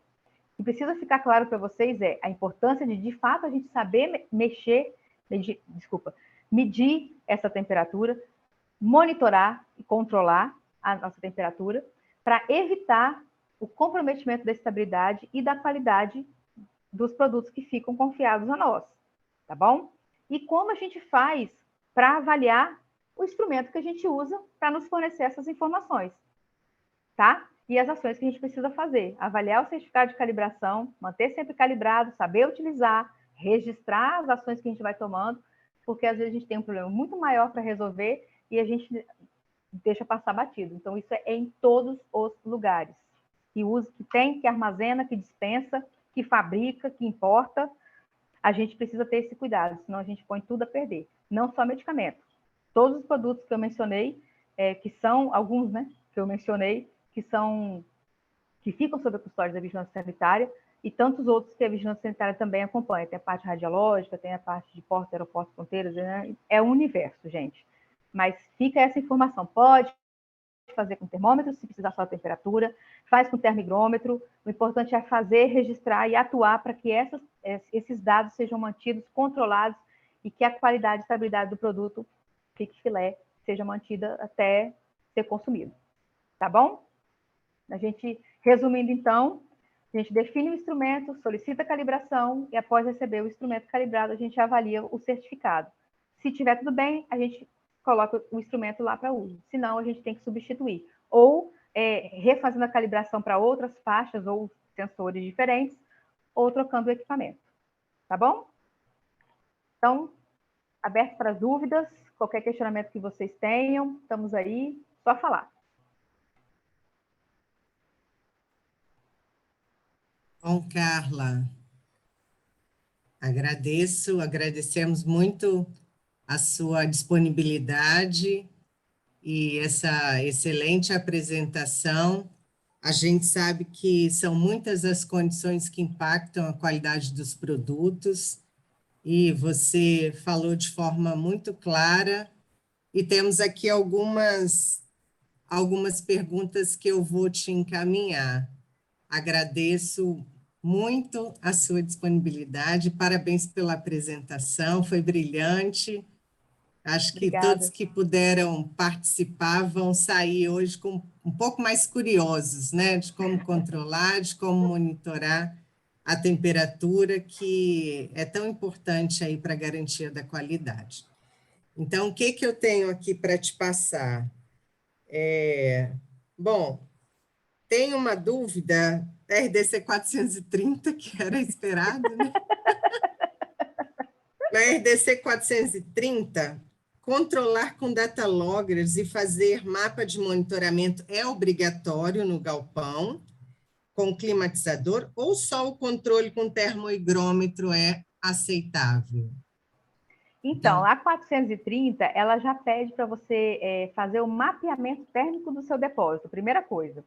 Mapear termicamente o depósito, a gente não faz com um termohigrômetro, geralmente é uma empresa que faz, ou se a empresa, né, dessa pessoa que fez o questionamento tiver condições, ela pode adquirir dataloggers específicos para fazer esse tipo de serviço, porque eles vão monitorando online, né, durante 7 dias, gente. O monitoramento, o mais adequado é que seja feito durante 7 dias contínuos, em inverno e verão, né? São dias mais críticos, né? Considerando o nosso estado aqui, que quase não tem inverno, né? É verão e verão, mas a gente tem o Brasil inteiro, então tem lugares que realmente a gente tem um inverno maneiro e a gente tem um verão maneiro, né? Então, de acordo com a regionalidade, né, do local, a gente faz esse mapeamento térmico durante 7 dias. A gente também pode fazer com aqueles datalogs que eu mostrei para vocês, que não é online, a gente consegue fazer, mas é aquela coisa, se durante esses 7 dias deu alguma coisa, você não conseguiu intervir, porque não é online, você perdeu, começa tudo de novo. Acerta, tem que acertar e volta novamente. Depois que eu fiz esse monitoramento térmico, então eu tenho ele registrado, eu sei como que está o meu perfil térmico dentro do meu armazém, aí eu vou identificar os piores pontos, né? Aqueles pontos mais críticos que foram identificados no meu armazém. E ali eu vou ter que fazer o quê? Monitorar. Monitorar com o termohigrômetro para 430? Pode? Pode. Você tem que olhar essa temperatura aí várias vezes no dia, porque é aquela coisa, eu não sei quanto tempo ficou naquela temperatura, né? O mais indicado, principalmente se for câmara fria. A gente até já passa da câmara fria, né? Para galpão, o mais indicado é ter a sonda de monitoramento também.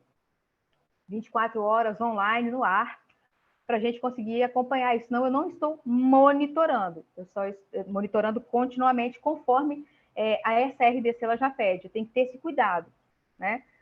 Se você for olhar os medicamentos, por exemplo, que cai aí dentro da 430, tem medicamento que é 20 a 25 graus, ainda mais agora que a gente está com essa fase de importar produtos em caráter de excepcionalidade, né, que a Anvisa permitiu que isso fosse feito através da 483 e alterações, que já são 5, eu acho, empresas estão importando produtos, o produto vem de fora, tem produto que tem restrição de 20 a 25 graus.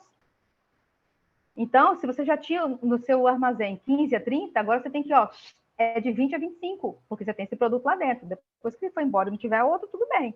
Então, olha só, como é que eu vou fazer esse monitoramento à noite, no verão? Acabou a energia, a empresa às vezes não deixa o ar-condicionado ligado a noite Final toda. de semana. Então, exatamente, feriadão. É complicado. Fazer com o termohigrômetro o termohigrômetro, ele é uma contingência. Você pega máximo e mínimo, porque aí acabou a rede, acabou tudo, não tem contingência, comprou a sonda deu defeito. Sabe aquele que é bem sortudo? Então, aí você tem o dataloggerzinho lá sobrevivendo, pelo menos te mostrando, olha, durante o feriadão, tudo ficou bem. Ficou entre 15, 20, 15, 25, pelo menos o máximo e mínimo. Aí você consegue ter como uma contingência. Agora, para monitorar, não é o mais indicado, não. Só que a Anvisa não pode né, te obrigar. Só que você lembra que eu falei, você tem que avaliar o risco. Como é que você vai controlar isso? Tudo bem, você quer botar termohigrômetro, agora você vai assumir o risco. E se perder tudo, você vai fazer o quê? Vai jogar fora? Então me comprova que você jogou fora, porque aqui a temperatura está fora.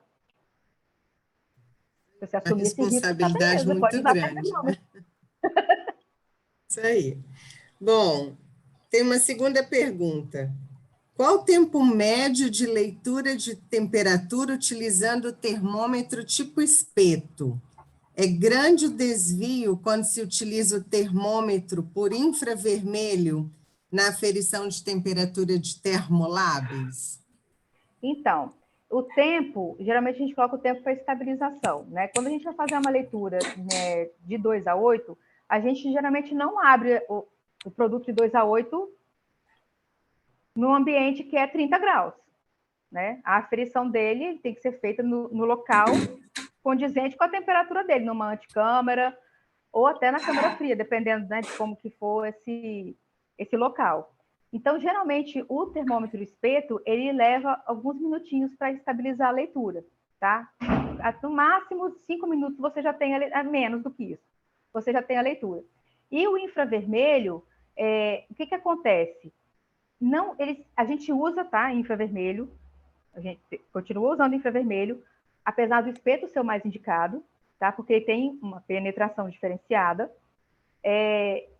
A gente acaba tendo um probleminha com ele, porque se você não sabe o laserzinho dele, né, que sai o infravermelho dele, ele sofre interferência. Isso pode ter uma interferência de 0, alguma coisa. Então, pensa. Olha, eu estou medindo no meu espeto, está 7,8. O laser dá 8,1. O problema não é quando está todo mundo bem ali nos 3,5, deu 4. Ah, eu medi no espeto, deu 3,5. Medi no infravermelho, deu 4. O problema é quando chega os extremos. Ou próximo aos extremos, entendeu?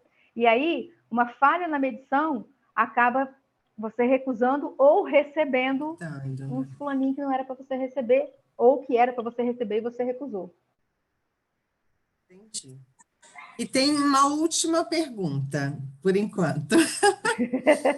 Observo que a umidade alta é comum em muitos estabelecimentos de saúde. Como corrigir? É melhor adicionar mais um ar-condicionado e assim diminuir a temperatura do ambiente ou adquirir um desumidificador? Isso vai depender muito, primeiro, da área, né, que está apresentando esse problema. Segundo, climatizador e ar-condicionado são diferentes. O climatizador joga umidade para o ambiente. Então, se você tem um galpão, eu vou botar climatizador, você vai aumentar a umidade. Porque o que ele usa para deixar o local fresco é água. Então, você vai resolver a temperatura, mas você não vai resolver a umidade, tá? Então, dependendo da sua área, você pode colocar, primeiro, esquece esse tipo de refrigeração, né? Com jogar aspergir de água. Então, considerando o ar-condicionado e considerando o espaço, você pode tanto colocar um outro ar-condicionado, se o espaço for condizente e o investimento, ou colocar um desumidificador. Lembrando que, de acordo com o tamanho da área, desumidificador caseiro tem que ser desumidificador industrial. Tá? E lembrar de tirar a água que ele vai puxando do ambiente, porque senão essa água ela volta para o ambiente, aí você perdeu tudo que você fez. Tá certo. Temos aqui, Carla, vários elogios. Você... que bom! Pessoal, tá, ó, muito obrigado, gostei muito da aula, explicação clara, objetiva, conteúdo excelente. Mais uma vez, parabéns, a gente agradece o grupo, o conselho, a gente agradece sua disponibilidade e sempre muito disposta a nos atender, né? Obrigada mais uma vez. Se alguém mais quiser contribuir, senão a gente pode finalizar. Eu queria, em nome do Conselho, agradecer assim, demais a disponibilidade da doutora Carla, agradecer ao grupo, ao GT de Assuntos Sanitários, que trouxe esse tema, e com certeza eu acredito que muitos outros poderão vir, porque eu acho que amplia, né, a dedicação a um conteúdo restrito, que eu quero dizer assim, né, não amplo, né, focado e podendo ter essa abrangência total aí, como foi agora de temperatura e umidade, é muito esclarecedor. E a Carla falou assim de uma forma muito brilhante. Eu queria assim, te parabenizar mesmo, Carla, foi muito bom. Os elogios são todos por merecimento, né? Então, em nome do Conselho, eu queria assim, agradecer muito, tanto ao GT, quanto a você que se disponibilizou a estar aqui conosco. Agradecer a todos os que estão aqui presentes. Nós tivemos aqui uma quantidade grande de pessoas que permaneceram até o fim, de fato, muito interessados e com as informações muito precisas e claras, né? Avisar, eu gostaria assim, de aproveitar a oportunidade para convidar todos vocês que estão aqui e ajudar o Conselho nessa divulgação da Semana Sudeste, que a gente vai fazer aí o nosso congresso online, né, que infelizmente ainda não dá para ser presencial, e ele acontecerá do dia 20 ao dia 24. Então, nós teremos assim, um evento por dia, sempre à noite, e com diversos temas assim, bastante interessantes. Então, eu queria aproveitar essa audiência aqui e convidar vocês para estarem conosco, tá ok? Agradecer aqui o pessoal do Conselho que está conosco aqui nesse momento de organização e dando esse suporte para essa aula maravilhosa. Dizer que vai estar a aula no YouTube, né, Carla? Quem perdeu, quem puder aí, quiser rever, né, esse conteúdo e indicar para os colegas que não vão se arrepender de assistir. Não é isso? Boa noite a todos e um bom dia de trabalho amanhã. Tá ok? Obrigada. Obrigada, Um abraço. pessoal. Qualquer coisa, um abraço, deixei o e-mail aí para mandar as dúvidas, tá? Tá ótimo. Obrigada, Carla. Um abraço. Obrigada.